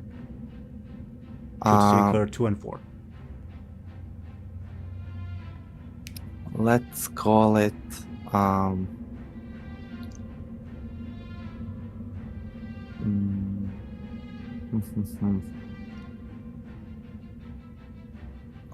let's call it like a flesh wound. Okay. Or he basically he will like cut out a piece of her. It's gruesome, and yeah, you succeeded in I mean, doing she has a lot of flesh. She's a huge dragon. Sure, but you're using a fell blade to do that, and that does stuff. Yeah, but it is effective. And he'll keep it for later. It's on fire Permanent. now because it's used the fell blade, but you can try to keep it, I guess. Is it like cooking? Fell fire in the lore more smell- like burning. Yeah. Also, fell fire in the lore smells like sulfur, so it smells like a fart. Yeah. Yeah. He'll throw it away. Sure, yeah, you manage that. Either way, Soridormi screams in pain, and for the rest of the players, you witness Bladebeard dealing quite a heavy blow to her. Are we Bladebeard, supposed to be what- helping her? Why are you helping that maniac? Who? I'm not helping anyone. You're helping the maniac with the blade for a hand. No, I'm fighting Stop him. hurting the evil. Oh, she's good. Stop hurting the big lady dragon. She wants to take my stuff. And Everyone everyone wants else to take wants your to kill us. What's worse? I'll take your stuff. I'm gonna take your face. Beat it. I think taking my stuff is worse. They're gonna take your life, Bladebeard. That's better than. Oh, No, we're gonna win, guys. Come on, it's just the orcs. there's a lot of them. Stop pissing off the dragons. Finally a fair fight, eh? Bladebeard, I'm gonna You're- get up you're there, an Benjamin. idiot. I'm gonna. tired of this nonsense. What the heck? Fine, if you want, we can reset this whole thing. Remember what we got from those adventurers? I don't need Garrosh looking at me again. Garrosh? Yeah, Garrosh, you was here a moment ago if you weren't so busy stabbing the only ally we have here. Or She's not resembling an it. ally. She attacked me. And you literally our allies filleted her. It was defense. Self-defense. You're literally holding a fart steak. No, I threw it away. You could smell it from here. I also do find it kind of funny that technically, yeah, the fell saber would have all the while smelled like sulfur. In hindsight, it's funny. I So think would it's Moed funnier probably, right? for a green Bladebeard.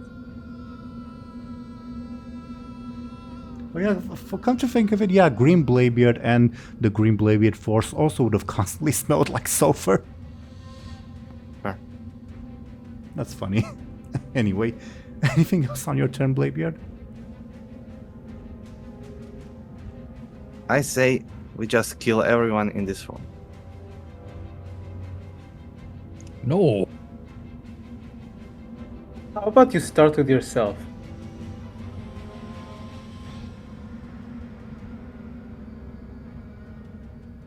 I guess that's my turn. I guess that's your turn. Okay. The War Song Orcs. Okay. This group will once again... Well, this group will move in to assist, but this group will once again try to trample Lyri. Zelryn, if you're with us, how does Lyri defend herself from that?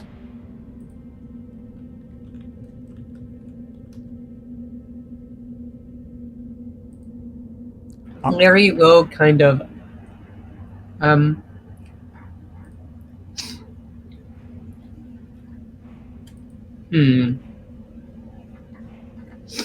Larry will like puppet Kairos and kind of try to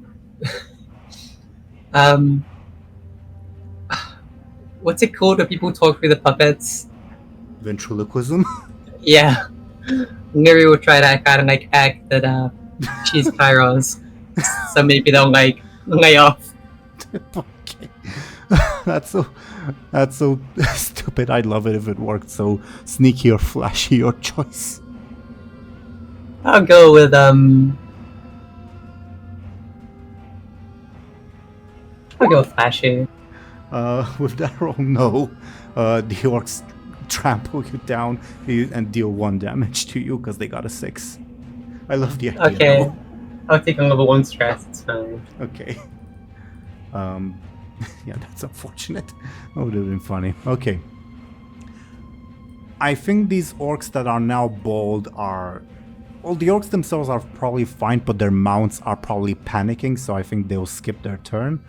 For these orcs, they will try to run circles around Moed, taking advantage of the fact that he cannot move, to try to land a cheap shot on him. Moed, how do you defend yourself? Are they doing a ranged? Could you repeat that? Are they doing a ranged attack? No. They are running circles around you, trying to hit you with their spears, polearms, swords, axes, whatever. They're trying to take advantage of the fact that you're rooted to the ground and can only face one way. I have a... It's ice, right? Yes. Can Moed, force the ice to, like, shoot spikes upward to hit, like, at... I take that as an attempt at a clever defense. Not clever. I guess I'll give clever a go, I guess. It just sounds cool. Sure. Oh, no. Yeah, you'd be down. You'd be down with that roll.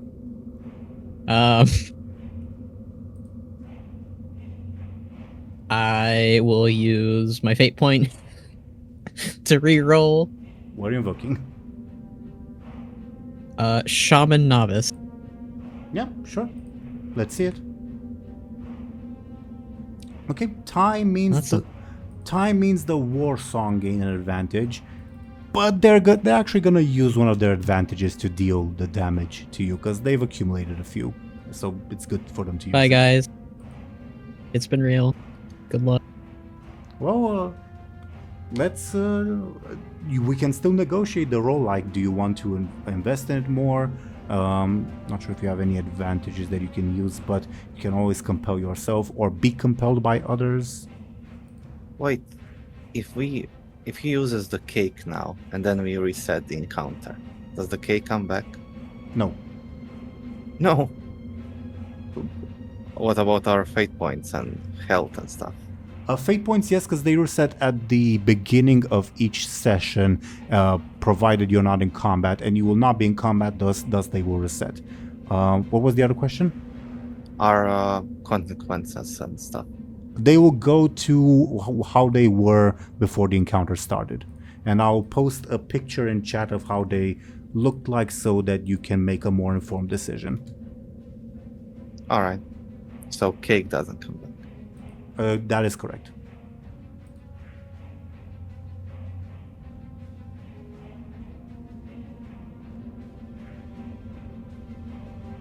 All right. Blast. I don't want. Should I use my cake? The little cake pieces. Again, you can always You can always compel yourself or be compelled by others to gain a fate point and then use it. Anybody have an ideas? What are your aspects? Chief pirate captain, rage of a warlord, heavy weapons expert, shipbuilder, and shaman. Shipbuilder? Is that still up there? It is, yeah. Huh. Okay. Yeah. Shipbuilder and shaman novice. I'm surprised shipbuilder is still No, it's had a long journey. barely ever used. After you're done, you'll build a ship with the corpses of your enemies. Do you want to compel Moa to do that? No.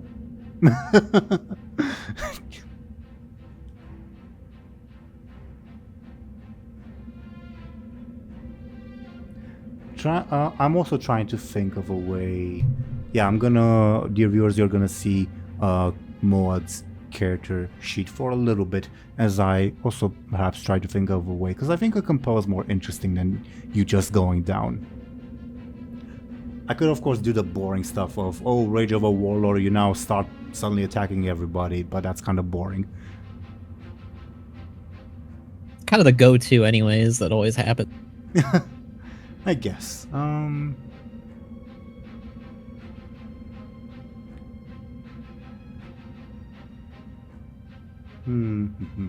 But also, if anyone has, or anyone else has any ideas, including you, Khono, of course, don't let yourselves be held up by me.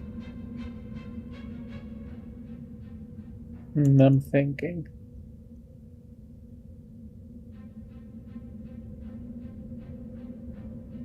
Okay, I think I have one. But I think Khono won't like it. You'll be obligated to accept anyway. Oh, right. Then I'm sorry in advance. I will compel Moad to force the elements to obey his will to defend himself. Oh. Yeah, you're obligated to accept. Yeah, and I'm assuming you're using your newfound fate point to improve your roll? Yes, unfortunately, but yes. What are you invoking? You've already used Shaman Novice. Probably Rage of a Warlord. I don't think he would normally do this unless he was really, desperate and peeved off, so... You are indeed quite desperate and peeved off, and I described it last session that because you're in this weird timey-wimey place, the elements are sometimes sluggish to answer you. Sometimes you get a response of like, but Shaman, you already told me to do this, why are you asking me the same thing twice? Because time is weird here. And that I imagine gets to you. And you know how to do this because, again, the knowledge was planted in your mind. Do tell us how you force the elements to defend you, at least in this particular encounter. Yeah, I guess Moad's rage would flare, both of his heads would roar out, his eyes flaring with the green in them, and, he would force the elements before him, to, I guess, protect him, like, through earth and air. Sure, Just like... I imagine it's, I imagine it's still relating to the same thing you are trying to do of forcing the ice from the Frost Nova to defend you. But but I more so mean, because obviously every shaman call, because that's technically the name of their spells, is a conversation of, hey elements, please help me. I was more so curious, how does this conversation now look like with you forcing them to obey you? Yeah.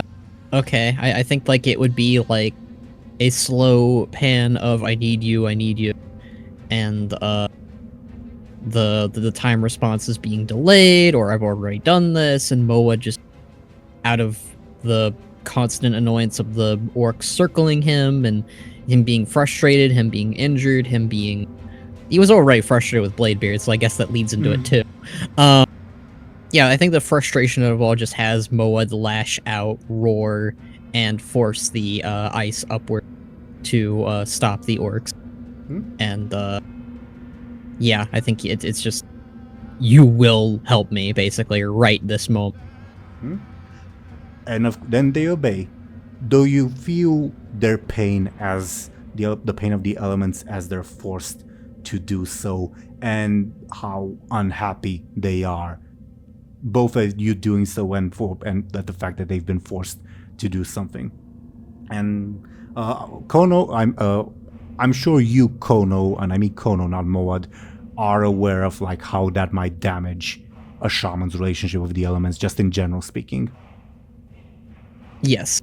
I think in the aftermath of like blocking the attacks, Moad's heads would look at each other and like, you know, they'd be breathing, and Bud's head would ask his brother, what have we done? You know that was wrong. We can't do stuff like that. We need to live, brother. No matter the cost. We will work it out later with them. Alright. There's still two war song or groups that have not had their turn. So these ones, they're just gonna assist this one and make an attack. And fail. Okay. Next in the initiative are the Time Walkers. This group walks over here and tries to engage that group of Warsong orcs. And they do. They kill one of them with all sorts of ranged weapons. This group marches over here and uses... is anyone paying attention to what this group of Time Walkers is doing? AKA, I'm curious how if I should reveal what weapon they have. I mean, Benjamin's free-ish, so it'd probably be scoping out the battlefield. Sure, give me a careful. Funny enough, you might be the only one who knows that weapon.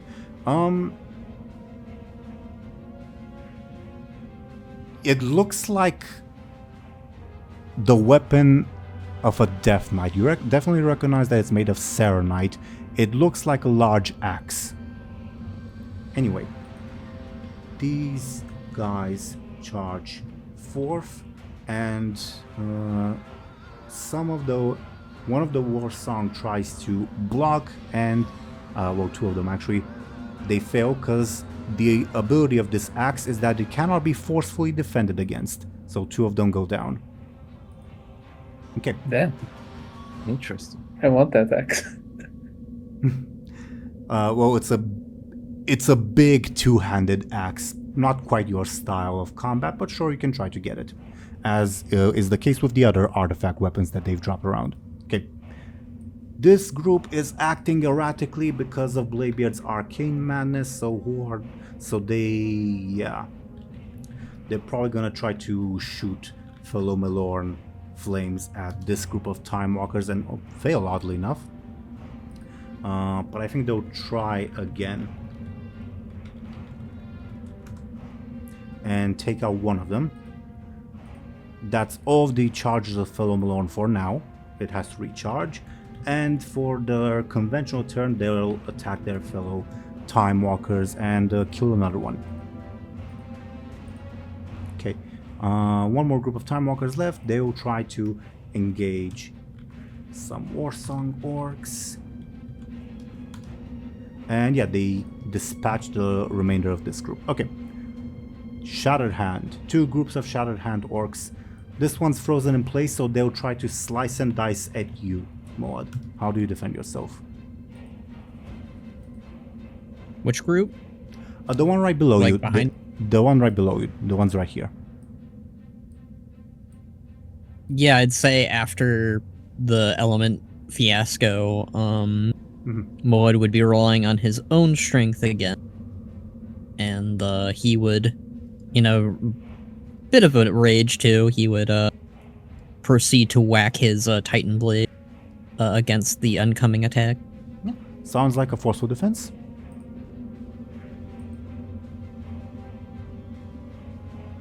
Yeah, you defend yourself successfully. As for this group, they try to charge in and overwhelm you with numbers, Benjamin. Basically, one of them trying to distract you while the other two try to hit you from the side. How do you defend yourself? It is technically a sneaky attack. I'll try to keep my distance from the two groups so they can't surround me. Sure. Give me a quick. Time means they gain an advantage. Do they... Yeah, actually, they're gonna use their already existing advantage to deal 2 damage to you. I'll use my Tides of Battle to negate that. I think it would be good for them if they used one of your consequences. They're gonna use your stunned consequence to deal 2 damage to you. Yeah, but I don't want to take that damage, so I'll use a fate point. What are you looking? I'll use Traveling Swordsman. You know, it's not the first time that I've been cornered. Yeah, fair enough. Time means they gain an advantage all in all. Okay. Do you want the Wisdom Bow to do anything? I'll tell it to attack the war song closest to Soridorni. The bold ones, sure. Yeah. 8.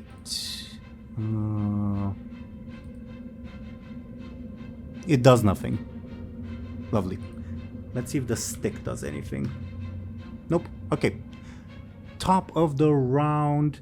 Yeah, it's time for more orcs to show up. Need to roll a d2. That one. Those ones. Okay.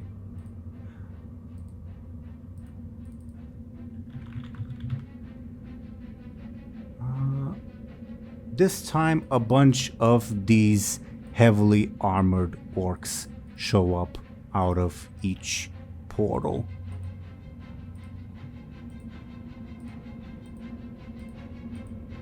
As well as I need to roll a d3. Okay. One of them is underdressed. All of them are Blackrock NPCs from Warlords of Draenor. They are the genuine article, I'll say. Guess the pants were out of stock. As well as this fellow coming in from this Oh, portal. Was there a chance of Doomhammer showing up? No. It would have been another opportunity to get a Doomhammer. It would have, come to think of it, yeah. But yeah, this fellow shows up. Also, I was mistaken earlier, Khono, when I said that Blackhand is not an NPC. He is an NPC. It still will not have won you the quiz, though. But my bad for... yeah. I was talking about a different Black Hand anyways, so it works out. Fair. Okay. And I'll put the Blackrock Orcs in the initiative order too. Okay. They emerge from the portal and Blackhand, not that you recognize who that is because it does not look anything like he looks in our reality anyway. He yells out, "Forward! For the true horde!" Okay. Top of the round, Dormi's turn. She will try to do a barrel roll to dislodge you, Bladebeard. How do you defend yourself? It's a... I will... it's a, Oh. an Oh, attack against you. I will try to hold on as hard as I can to her. Sounds like a force roll. Very good, but yeah, still 6 points of damage coming your way. 6 points of damage. 6 I points do of damage. hope we reset this fight. Yeah, I was about to say that reset's sounding really good right now. Yeah. I'm not against it. Moed's not against it. Then, sure. I guess I'll... Even though we are like 90% going to reset this, I'm going to try to lower the damage. Actually, if I lower it, it won't really do anything. I need to lower it to 2 You are correct. for it to, like, do anything. And, I'm taking... And I can do that with two fate points. You can. Though you've convinced me, Dormi is gonna use a fate point to take you down for good. Oh. And your consequence. Wait. Can I use her consequence to make her reroll? That's not a thing, right? I don't think it is. I need to check the rulebook, though. Good question. Either way, I don't think that's a thing. I don't think so either, but I should check nevertheless. Either way, with the fate point and your consequence, you're facing 10 damage at the moment. Sure. What does sure mean? Can I... So I cannot use her consequence to make her reroll. I'm checking That's right the- now. I'm gonna check All right right, now. yeah. When I find that out, then we can continue it. I do have an advantage, and I have 2 fate points, and I have 20 guessing game points, so Mhm.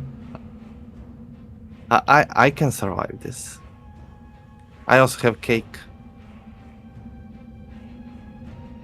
I have cake.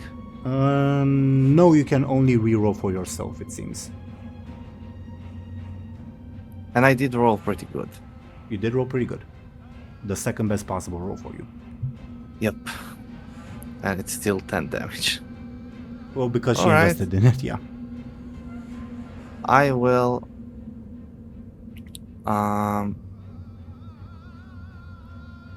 Alright. So we have Spellbreaker. Would that make sense? If you can justify it. Dragons are very magical creatures. And everything about them is magic. And I'm defending against magic. You're not defending against magic, but I agree with the rest of your rationale, so sure, I'll allow you to use it.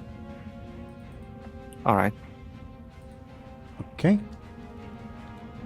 So we are at 8. You're at 8.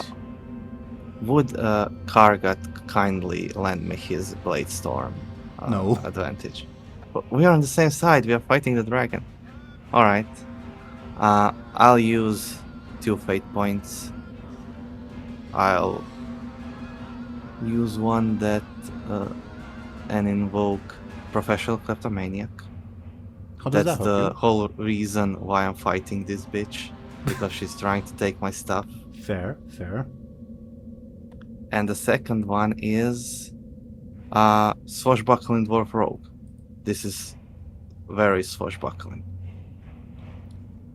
I would like to see Captain Bladebeard perhaps go through some compels, so I'm gonna use your false movement anti-advantage against you. Where are we at? 8. 8 still?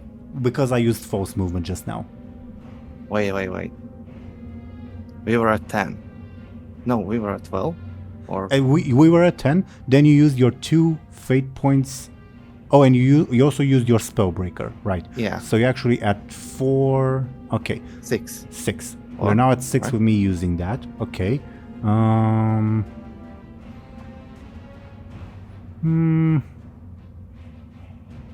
Yeah, actually, you're completely right. I'll restore that advantage. You're just facing 4 damage. My bad. I misremembered the things. Yeah. Wait. And I'll use final thing I'll use is her too.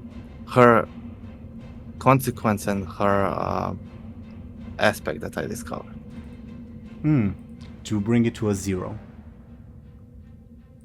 Sure. Now I'll use Anti-Bladebeard to nevertheless deal some damage. So you're facing a 2 damage. Sure. I'll take it. Okay. Your level 2 consequence will be Airborne, as you are flung off from her back.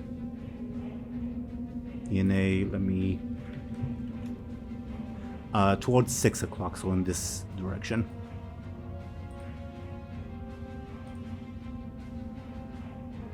Okay, that was Soridormi's turn. Garrosh on his turn. Uh-oh. You hear dozens of shouts of pain coming from the portal that you flung him into. Okay. Kargav on his turn will try to deal the killing blow to Soridormi. Wow, Soridormi rolled very well. Yeah. Yeah, Soridormi will have to take a level 6 consequence though, as Kargav nevertheless drives his blade in deep, and you get the consequence Broken Spine, as he forces her to crash to the ground with him on top. She's not looking good. Okay. As for his other attack, because Kargav gets 2 attacks, let's see how he does this time. 6 damage. Yeah, he kills Soridormi. Oh! Do stunts reset with a reset?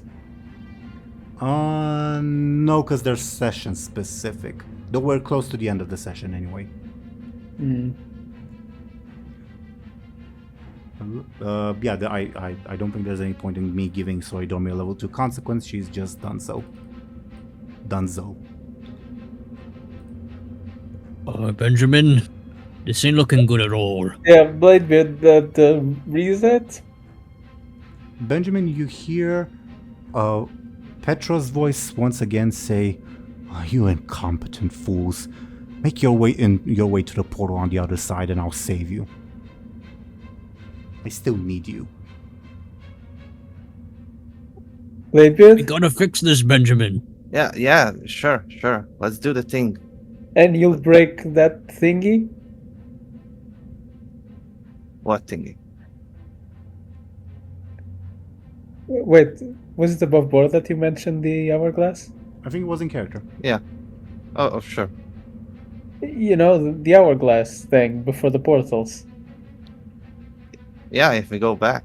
I can throw my axe as well. Yeah,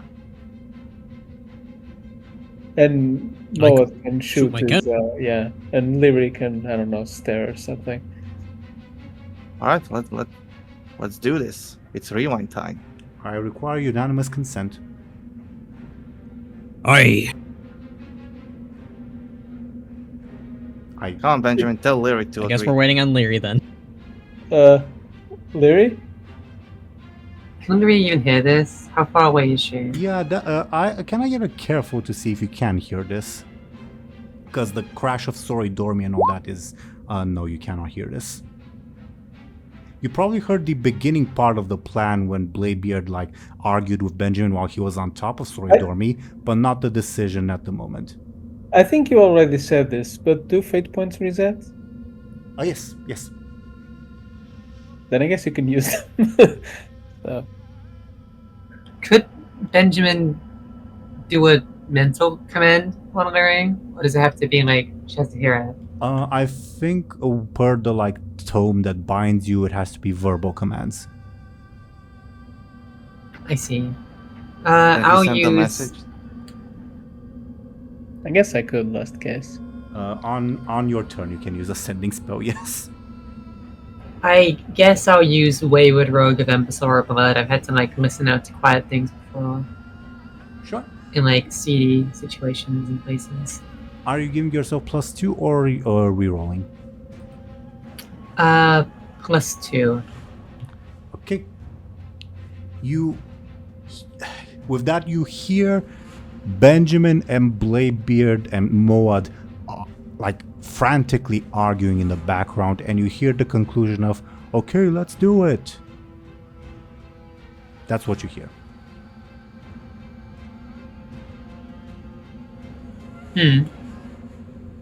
Where's Lyri? Lyri is going to try anyway because there's been no, at least from what Lyri knows, there's no consequences for doing it and not everyone going through. It's not like she'll wasted it. Yeah. She does it and no one else does it. Yeah. Just as you got the Benjamin, Moad, and Bladebeard are debating, wait, how do we let Lyri know? Time does indeed reset. And indeed, Bladebeard is the only one who remember it happening. Now, as I go to arrange stuff on screen for things going back in time, I ask for your continued patience for a little bit. But yeah. Above board, is Bladebeard aware that he's the only one who remembers? Above board, you guys discussed that in character last time. It was a bit of an odd situation in the sense that Bladebeard, you said, and I'm gonna remember it. Not that you're not aware that the others will not remember it because they don't know. They're not gonna remember it. Either way. I'm gonna leave the 5 portals from which the Iron Horde came from in over there just for now. But okay, I need to clear your level 2 consequence, Bladebeard, and Lyri's stress is what I also need to clear. Now, resuming back in time, you guys find yourselves in this corridor beginning to turn the corner. Bladebeard, you're the only one who remembers, and yeah, Kairos notices who is beyond the corner and says, crap it. Is this what Wait, shut up, Kairos. What? I'm from the future. I'm from the future. Oh. Let me roll All right. Kairos' thing to see if he detects that on you. We already walked into that room, and it didn't go good. It didn't go well. It didn't? Nope. Oh shit, did we reset? Yes, it was. All 4 of us managed to survive and reset the thing. Oh, how bad was it? What happened? You got decapitated, Benjamin. Then how could I consent? I'm kidding. You didn't die, but you almost died. Yeah, sure, Oh, I guess. Benjamin, you live So- without a head. You're like a chicken. So the dragon in there will want to rob us. So let's hide all our time traveling items first. How do we hide them under a rock? I can tell you she'll be able to detect it no matter where or how you hide them. She can see through time, you know. And What if I hide them in my bag? And those kinds of items always carry a particular signature that we can recognize. Can't you like sweet talk her, Bladebeard? Oh, I was just about to suggest that if you just allow me to do the talking. Says Kairos. No. If you talk, there's gonna be an hourglass, a glowing hourglass, flying hourglass. Yes, and we need to destroy it, or No, it will summon. we do not need to destroy it, says Kairos, as like a look of recognition goes. It will summon. I know what it it can do. I know what it can do. No, just. You will die, bitch. You will die. Like what happened specifically, Wait, Kairos died? Kairos did die. Lyri killed him. He shoots Lyri a look. Oh. Hey, why'd you do that? It doesn't matter. It doesn't matter. Who cares? Who cares about Kairos? That'd be like me shooting my cannon at him. Like, why would you do that? Look, if Kairos says, if the hourglass appears, I can use it to pick up Petronimi and Chroniconormu's trail and lead us to them. Then why didn't you do it last time? How should I know? Why didn't I do it last time? He asked Bladebeard. How should I know? Why didn't you do it the last time? You tell me. Maybe I can use my pants to talk to myself. Can't you see through time? Why don't you know what happened? He sighs and says, Are you aware of what happened at the fall of Deathwing? He fell into a hole and Thrall shot like a big beam and he exploded or something? Yes, and he fell. Partly because of what occurred then, the Dragonflights lost a significant portion of their powers, including our ability to accurately see into the future. And besides, we're currently facing two other dragons who can alter and perceive time, Petronimi and Chroniconormu, making it, well, by definition, very, very difficult to get an inkling of what is going to occur or what has even occurred in the past because of the constant changes that are happening. I suspect, from what you're telling us, Mr. Bladebeard, that we'll be walking into a trap, and they will unleash the vision of time to summon forth something to kill Soridormi as part of their attempted truce with me. But won't exploding Wait, the Bladebeard, hourglass what did they save us the trouble? What was your question, Benjamin? Sorry? Won't exploding the hourglass save us the trouble? We need the hourglass to return to our time. Can't the nice dragon lady do that for us? She isn't nice. I'll also be very frank. I also need the hourglass. Petronimi and Chroniconormu stole it from me, and it's quite important that I get it back. There was Maybe also I can Garrosh make us Hellspawn. look like Petronimi and Chronic, and it'll be fooled. I'm gonna roll Kairos' sneaky because you've said something. Okay, anyone feel free to roll careful to see through his sneaky. Yeah, no. He hides his emotions well, it seems. Also, Kerrigan, Bladefist, and I had an amazing battle on top of a dragon. It's a shame none of you remember. We've Bladefish showed up? Bladefist, yeah. What else showed up? Like the warlord of Teeironor? Yeah. Aye. There was also one that was dressed like Deadwing. And a bunch of like... Did Deathwing masquerade as like a guy or something? Did I do anything cool?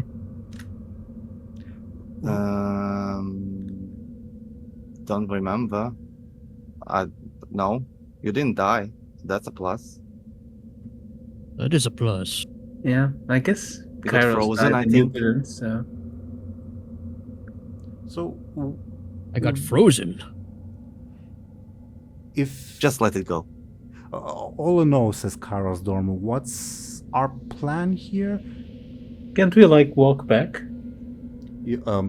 As you say that, just as it happened in the main timeline, the pathway is blocked by a gigantic boulder. Ah, Okay, I can use my elemental powers to move this boulder. I want that. Didn't the sand road disappear? And then I can use the boulder to, oh. No, we need the hourglass. How are we doing this? I still say we explode the hourglass. And I say that I very much would like that not to happen. I do need that item, and it would be very useful Well, to... I should remind you that Bladebeard said you died because we didn't explode the hourglass. So, you know, We're live, better. Lyri no kills you. hourglass, die. We're better prepared now, and Miss Lyri, I trust you not to kill me this time, please. Oh, don't. I have Yeah. I have no intention of entering a conflict with you. That I can assure you. So, I mean, you probably pulled some shit. if you I'm just killed gonna him. give the night dragon lady my pants. You know, that way she likes me, and maybe she gives me, like, I don't know, a time cannon. Oh, that sounds cool. I think she wants us to like. Wow, a cannon that makes you old. I'm already old. Your enemies, I mean. Oh, well, maybe it can make me young. Like, if I may, of course, there's the option for you lots to surrender to. Fuck, that's actually Sorry Dormy. Shit. To surrender to Sorry Dormy, and she will probably accept it provided you surrender your time-altering abilities and items, but she will definitely not allow you to continue the hunt for Petronymi and Chronicle Normu, which will leave Why them not? to... Yeah, isn't it in her interest? Because she does not know what's going on. I know what's going on. And according to you, Mr. Bladebeard, it seems I'm not able to convince her, as you mentioned, then we cannot rely on her. You know, no pun intended, but this is kind of a timely issue. Oh? You know, it's not particularly smart if she's like, oh, I don't know what's going on, we have to investigate, you know, that takes time, and they'll, I don't know, do whatever evil stuff they're up to. I think I agree with you, but I would advise, no offense to you mortals, but if it comes to a metaphorical battle between individuals who can alter time, the standard passage of time tends to lose its meaning. I will be completely honest, if we do not retrieve the vision of time, I could also try to send you back, but there's also a chance I could send you back 100 years into the future. That would be interesting. I suppose. I bet that we have flying ships then.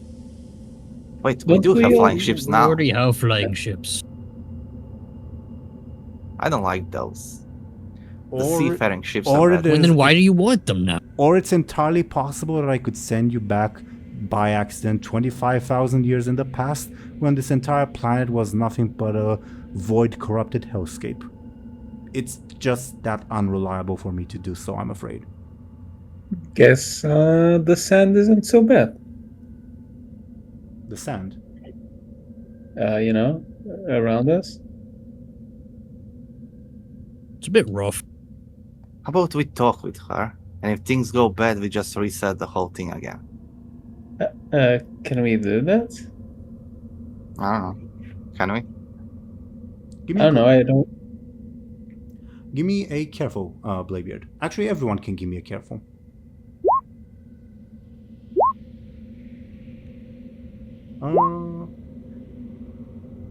The only thing I'll tell Benjamin is, you feel very, very slightly different than before you stepped foot in this chamber, but you're not sure how or why. I want to send a sending spell to Bladebeard. Okay. You see, all of you see Benjamin begin making the motions for casting a sending spell. And Kairos Dormu says, I advise you, you are outside of time. Whoever you intend to send that to, they might not get it at the moment. Well, whatever a moment even means. Oh wait, do I have to speak out loud? No. I don't remember anymore. No. You don't have to speak out loud, but in order to cast the spell itself, you do have to make some hand gestures and vocalize some things, and that's what Kairos is addressing. Mm-hmm.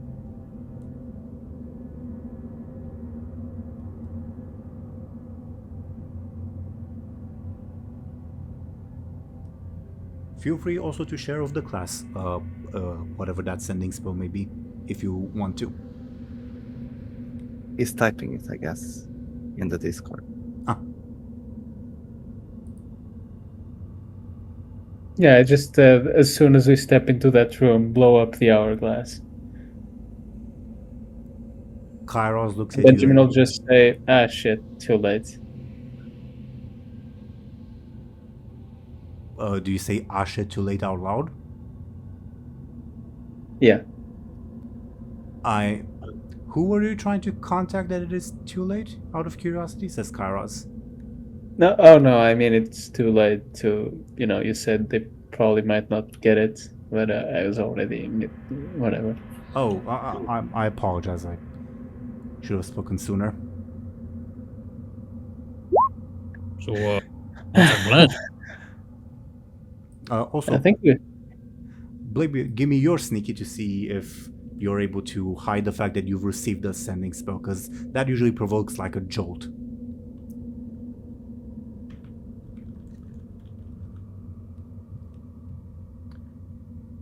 You catch Kairos' eye. I'll use. I can't use his. Yeah, I don't have a free invoke on his thing. Correct. I'll use a fate point to reroll. Okay, what are you invoking?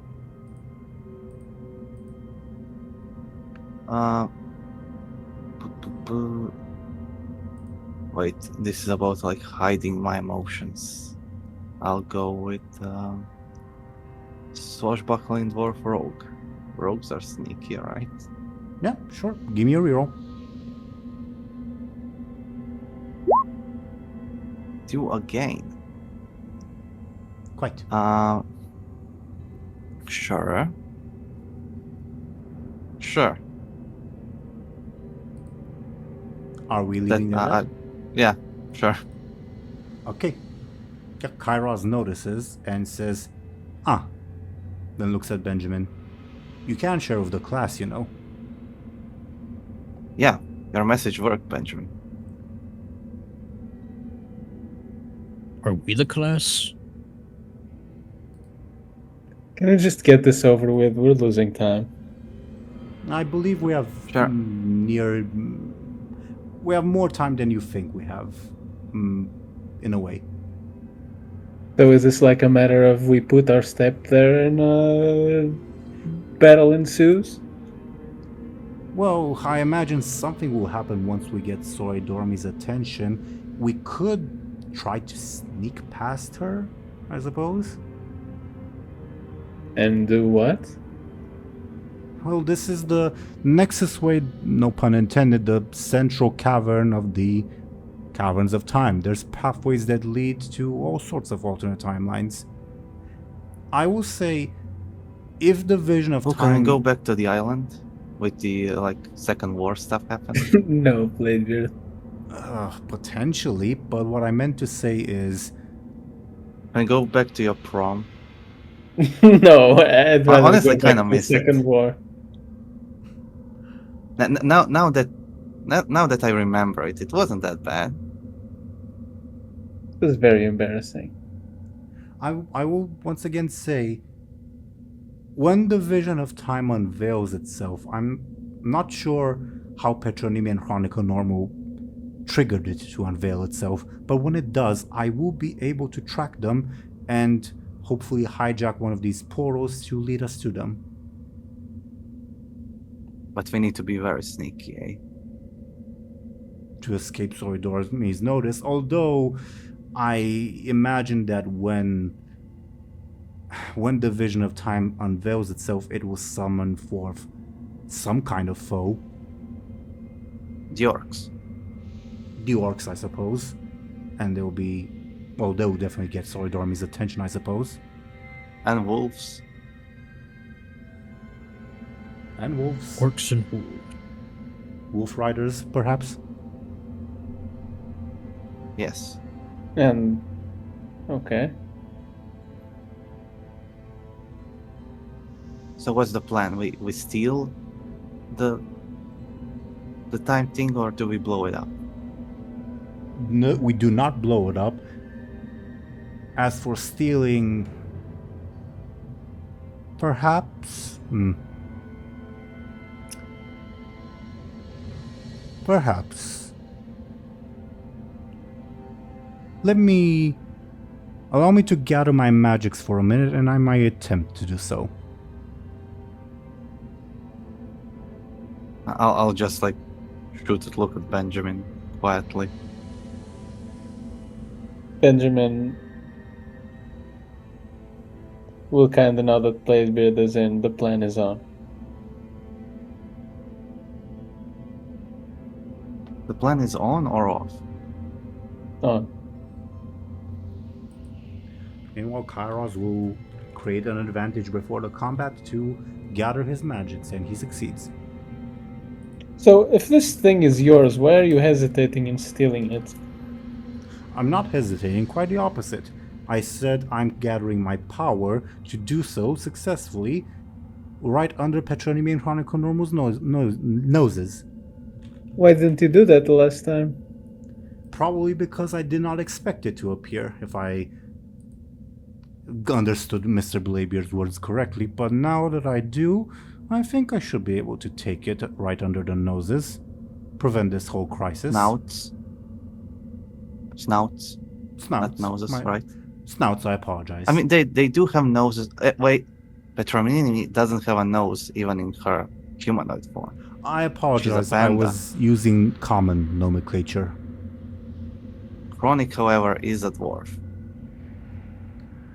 Quite.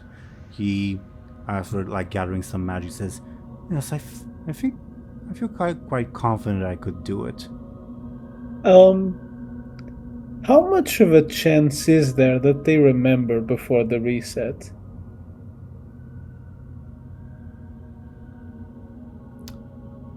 He pauses, and says, "Well, quite frankly, I do not remember before the reset, so I doubt they will."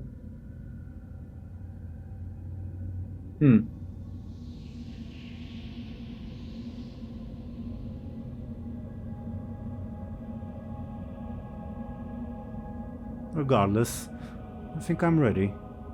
We can step out, trigger the trap, and I'll take over the vision of time, and, well, we'll be on their way, having foiled their plan successfully. Can we assist you in some way? Be distracting, I suppose. I'll do most of the work. I would like to assist Kairos. He appreciates it. Like, give him +1. Yep, he appreciates it. Ready when you are, he says fairly confidently. Well, won't this make us like time criminals, like even more than we already are? Amazing. I mean, it's like putting a hat on a hat. Is it really that bad? Be hunted until we are thrown into an eternal jail or something? I I love breaking the law, even the laws of physics. I also quite disagree. We're trying to stop a far more nefarious and greater plot that is threatening to destroy Azeroth.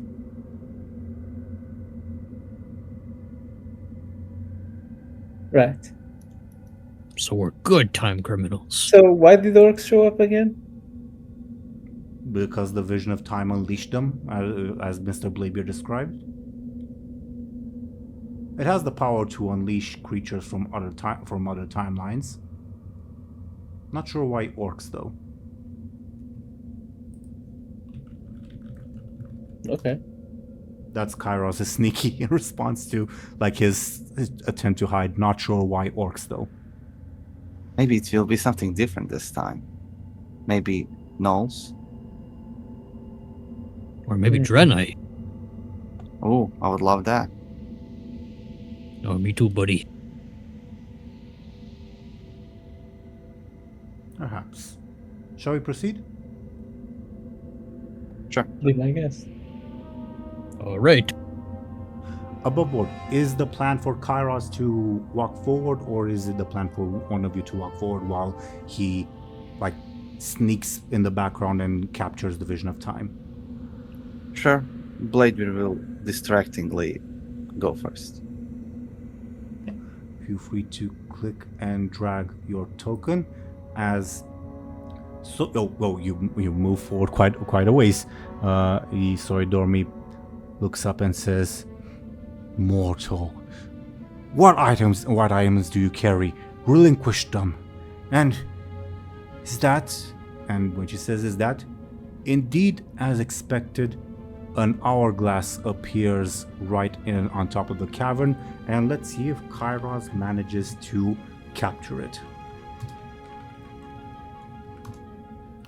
Yeah, the hourglass appears, energy begins emitting from it as if in a zap, but it becomes, what's the word? Surrounded, I suppose, by various sands of time, as Kairos has this triumphant looking grin. And Soridormi says, "Kairos, you traitor! What is the meaning of this? Your mother. You've brought mortal servants to aid you." And Kairos says, in a way. Though I think, yes. I don't think I'll be needing them anymore, as Kairos transforms into his own dragon form that I'm gonna put. Can I use Smooth Criminal to steal the hourglass from him? How? It's floating in the air. Oh. I'm not opposed if you can. Oh, I thought it was like in his hands. No, it's still encased in sand, like on top of the cavern, like on top of the big hourglass over here. And she didn't notice She didn't notice what? the hourglass. It happened in a matter of seconds. She Sure, saw Bladebeard. I assume it has like a big, timey-wimey energy. Well, maybe I described whoa. it poorly, but what happened is, Bladebeard walked in. She saw Bladebeard. She voiced something. Then, seconds later, Vision of Time appeared, and almost immediately Kairos encased it in sand. Sure. Okay. So with all that being said, Kairos transforms into his own dragon form and flies up to retrieve the hourglass. Alright, I guess we are destroying it. Yeah. I'll use both my stunts. Okay. Will you help me, Bladebeard? How? We'll just use all our shit to blow it up. Can I use... What are we like, doing? We blow the poisonous dagger on that? Well, first things first.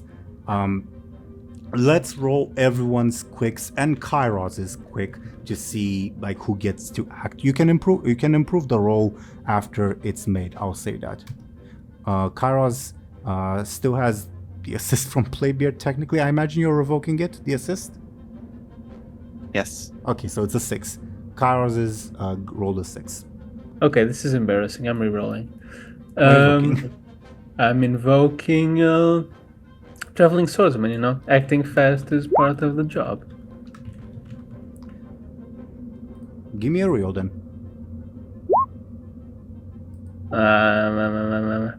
Still embarrassing. Well, I'll use another fate point. And I'll invoke...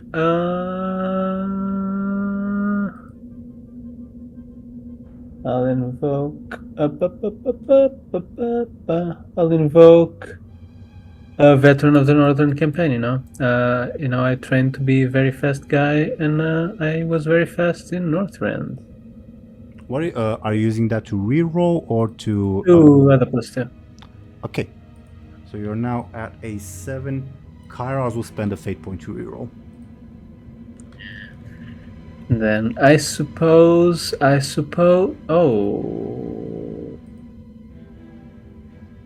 that ain't nice. I have a 7. I'll use my 2 guessing games. Okay, to bring yourself up to 11, I'm guessing. Yeah. Okay. Bladebeard and Lyri, you can also roll your quicks to see if you can act before Kairos. Can I don't know if this will be do I need to roll quick first, but can I grab onto him and fly with him?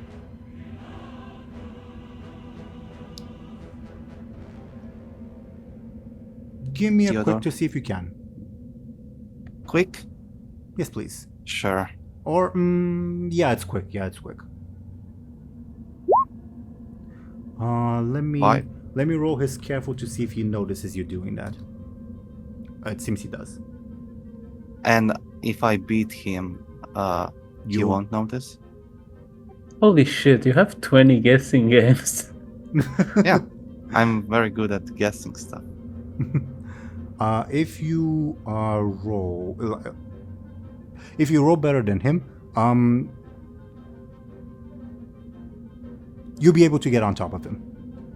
I'm not sure why my brain broke for a second. Alright. I'll use my new 2 shiny fate points. What are you invoking? Professional kleptomaniac. Okay. I'm doing this so I can steal the hourglass. Okay. And swashbuckling dwarf rogue. For the same reason, I'm guessing. Yeah. Okay. Also jumping and stuff. You are on top of Kairos. Okay. Now, Thompshire, you did get, you're quicker than Kairos for the moment. What do you do in this split second of movement? I use Wombo double combo to blow the shit out of the hourglass. Okay, sounds like a quick attack, and I'll give you a plus 12 bonus. Oof. So you have 22 to its 6. That's 16 damage.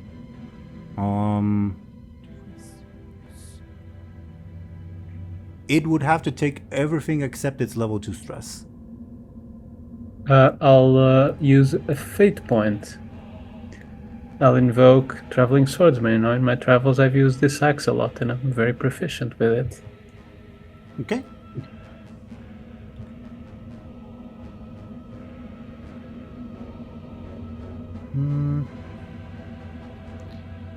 Let me think. Is it more, I'm debating, is it more interesting for the Vision of Time to be blown up or not? I'm debating using a fate point or not.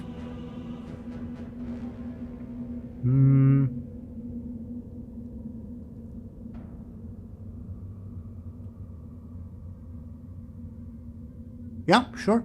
Why not? You use your axe and it breaches through Kairos' sands, shattering the Vision of Time. As Kairos yells, "No! No! My work! What have you done?" Dormy meanwhile stares in confusion. Did we do good? I knew you were a piece of shit traitor. You were gonna abandon us. You foolish, dumb mortals! You have no clue what you've just done. And Soridormi says, well done, mortals. And I think. And Kara says, oh, this is not over. I promise you now, I will do my utmost to safeguard Azeroth, whether you agree with my methods or not. I have plenty of backup plans. Get off of me, dwarf. Nope. Stab him You're in the butt, under arrest. Bladebeard. So, do we kill Kairos again? Kairos intends to flee. Now, above board, he really wants to flee. How would you treat a concession? Like, what would you want from him if he concedes the fight? Because obviously, if it's too much, he might fight instead.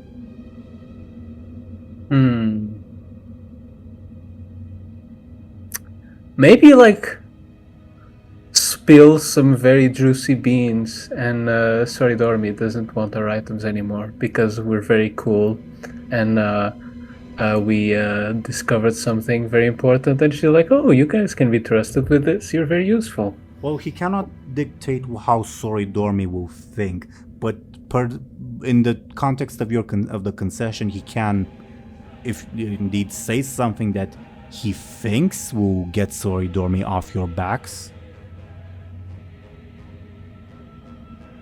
That's fine with me. What about you guys? Do you, like, I don't know, drop some kind of loot on accident? Funnily enough, I didn't design any loot for Kairos, so that would have to happen. Actually, I did design loot for Kairos, but it was supposed to be for different encounters, so I asked for your patience for next session. That's kind of surprising, okay with given how much I wanted to kill him last session.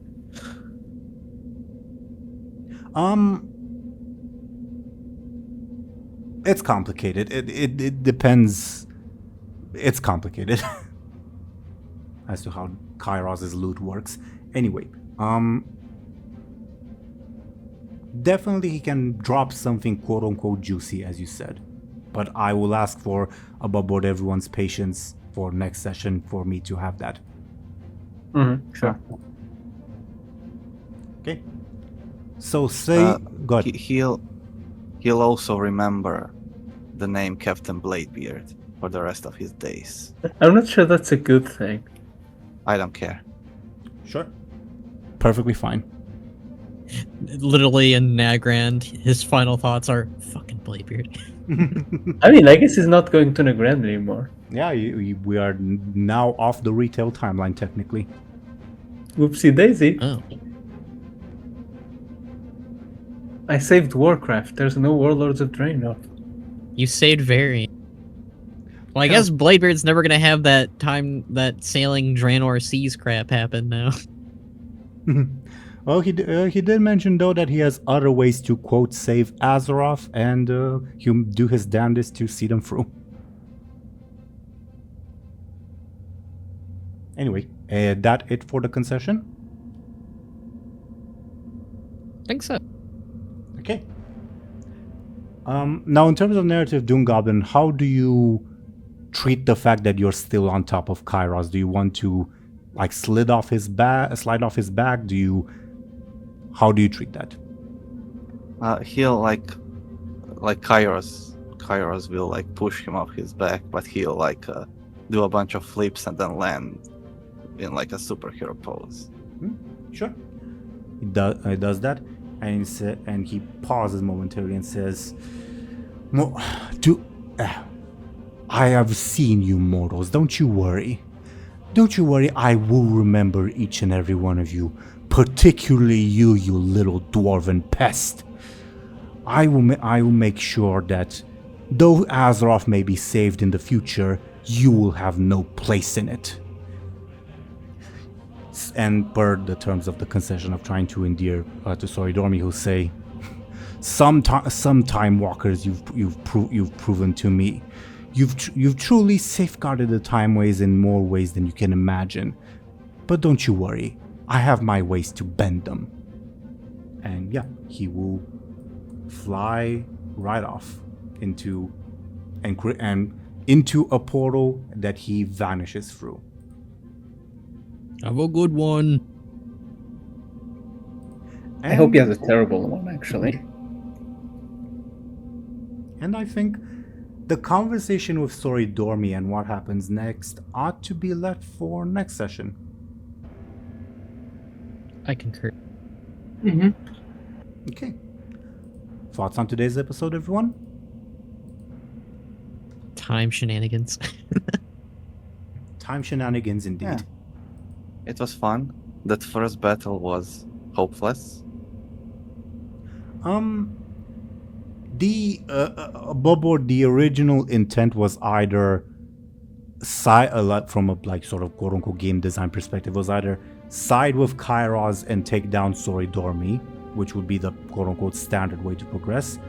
The unintended path of okay, you turn against Kairos is something would have happened. Basically, Kairos would have found a way to try to escape, but you decided to. But you definitely succeeded in knocking him out.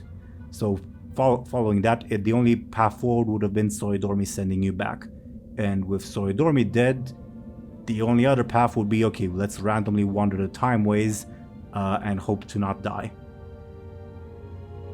So definitely the right call to reset, I think. Yeah. Quite. But yeah,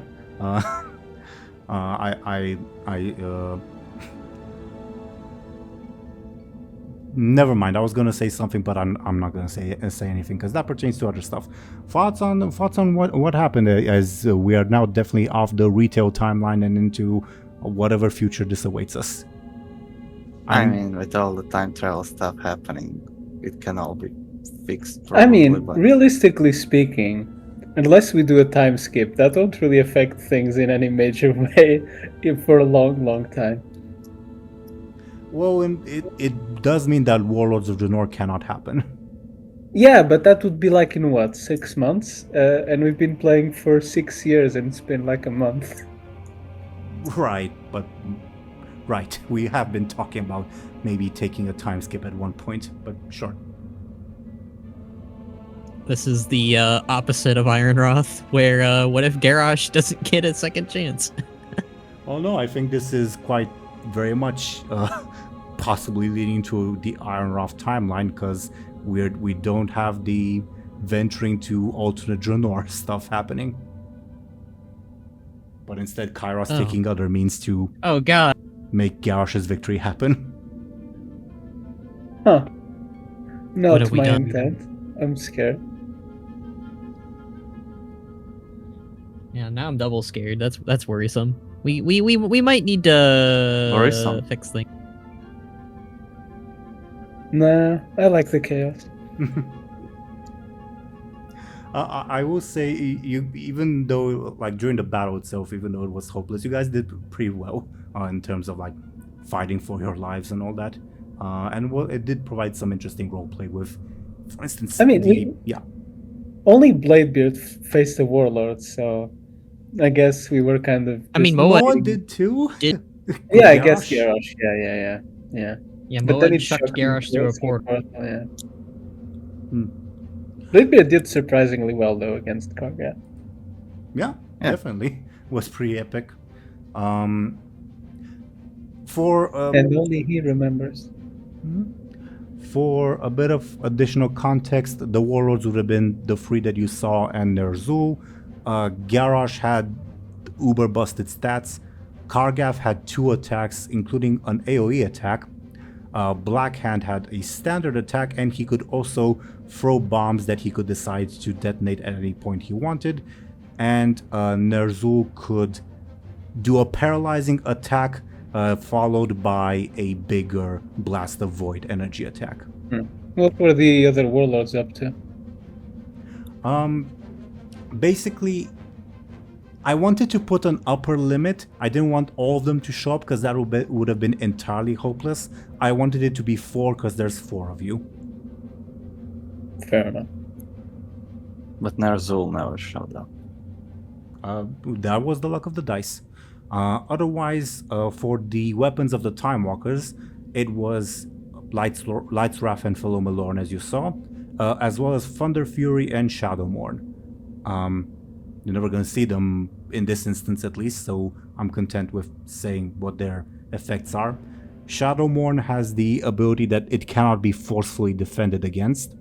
Thunder Fury has a chance with every attack to unleash a chain lightning that can attack multiple foes at once. Philomelorn, you've technically already encountered when you fought alternate Bladebeard, that you get free fireballs that you can throw whenever. And Light's Wrath, you've also seen, it can unleash a very powerful attack, but it requires beating a roll to control the attack. I think unless the chain lightning is really good, I feel like it's a really good way to give your enemies advantages. It's a +6 attack. Still, against big guys, it's probably not Against great. big guys, very true, but in this fight in particular, last session was very effective. It took out 2 groups of of orcs in one blow. Honestly, Shadowmourn might be the best one. Any intention to fight Soridormi? Because if not, I can reveal what Soridormi's loot is. I don't think so. She probably won't be fighting. Well, I guess you can never tell how a conversation will go, but she probably will not be fighting you. I guess we probably won't be fighting her then.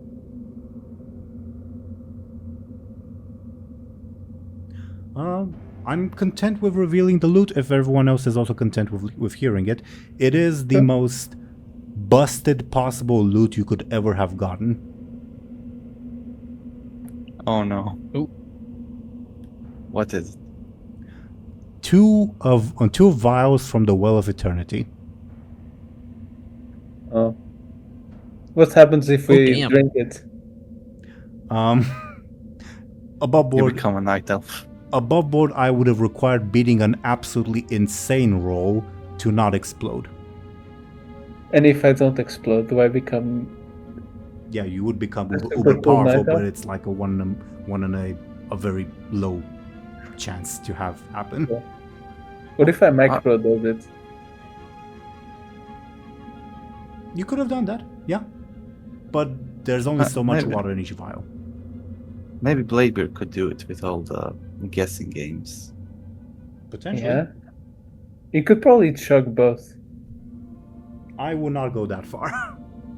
He'll And grow become. big eyebrows and long ears.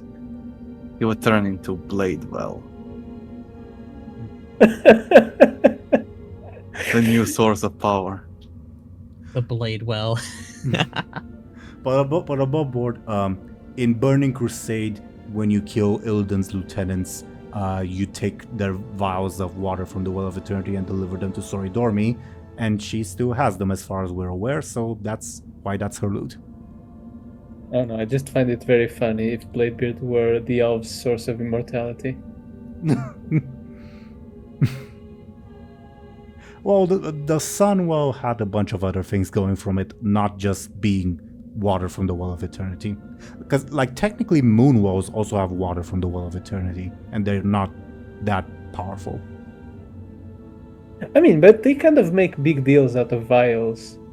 So, I don't know. Well, because Moonwells it's probably pure have, like, water. For the Moonwells, it's just a little droplet, some droplets from Nordrasil's lake, basically. It's more diluted than, yeah. Yep. Anywho, yeah, that would have been that. We are now definitely firmly off the retail timeline because Warlords of Draenor cannot happen anymore. I guess technically we're closer to the Ironrath timeline, but I don't want to, like, hard canonize that, I guess, for lack of a better term. But yeah, any other thoughts on what happened today and what the future might await us? I'm honestly excited for the future because it will likely bring many surprises, and that's fun. True. That's a way of putting it, definitely. And I do have plenty of surprises in store for you. Because of what happened in this time travel adventure, I'll say. And I guess characters aren't immortal anymore because they need to be alive. Yeah. Yeah, it's Scary. Yep. You can save Vol'jin, Khono. Oh, I guess he's not gonna die. 'Cause, I mean, the Legion's probably gonna come for some other reason, but I mean, unless it's the Ironroth timeline, yeah. I mean, he's alive there, so it's fine. He is. I know. I was trying to be, coy about it. Don't do this, DoomGoblin. I'll cry. Any other thoughts for our viewers before we go into our shoutouts?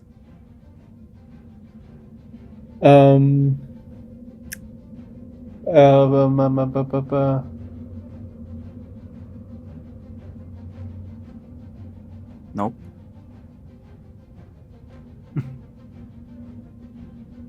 Okay. Thompshire, feel free to mention if you have any other thoughts when we get to your shoutout, if you remember it by then. Otherwise, thank you, dear viewers, for watching and listening to us. Let's see what these people are up to. I've rolled some dice. It seems we're gonna start with Zelryn. I'm gonna ask her to tell us what she's up to, what she's doing. Yeah, if you could please go ahead, Zelryn. My name is Aaran, and I don't really do anything right now. But I did used to do quite a lot, so check that out on my YouTube. Indeed. Thank you very, very much, Zelryn. Then, according to the dice, we would have Sir Thompshire. Could you please go ahead and talk about yourself and what you're doing?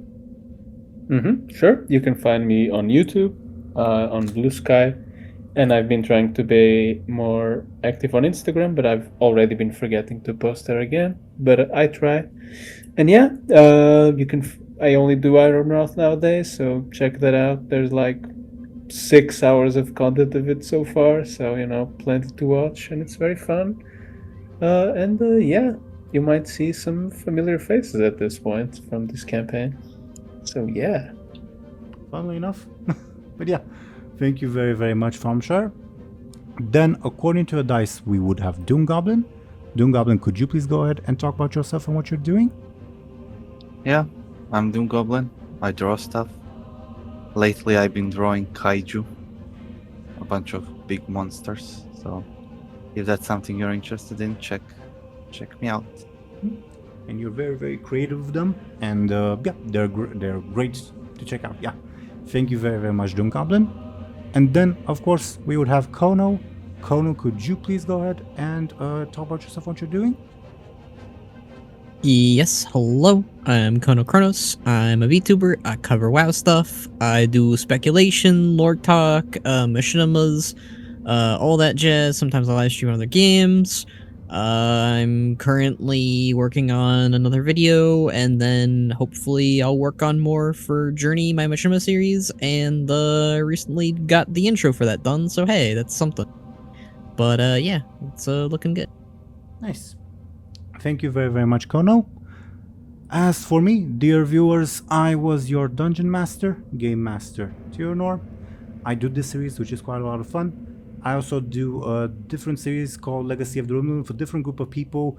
Because of scheduling stuff, our next episode after this one will actually be in late August, because IRL happens, unfortunately. But look forward to that when it comes back. It's a lot of fun in a different way as well. Other than that, thank you as usual, dear viewers, for watching and listening to us. We might have to take next week off or not. I'll let you all know on Blue Sky if we have to. But otherwise, we'll see you when we'll see you. Goodbye, everyone. See ya. Yeah. Bye.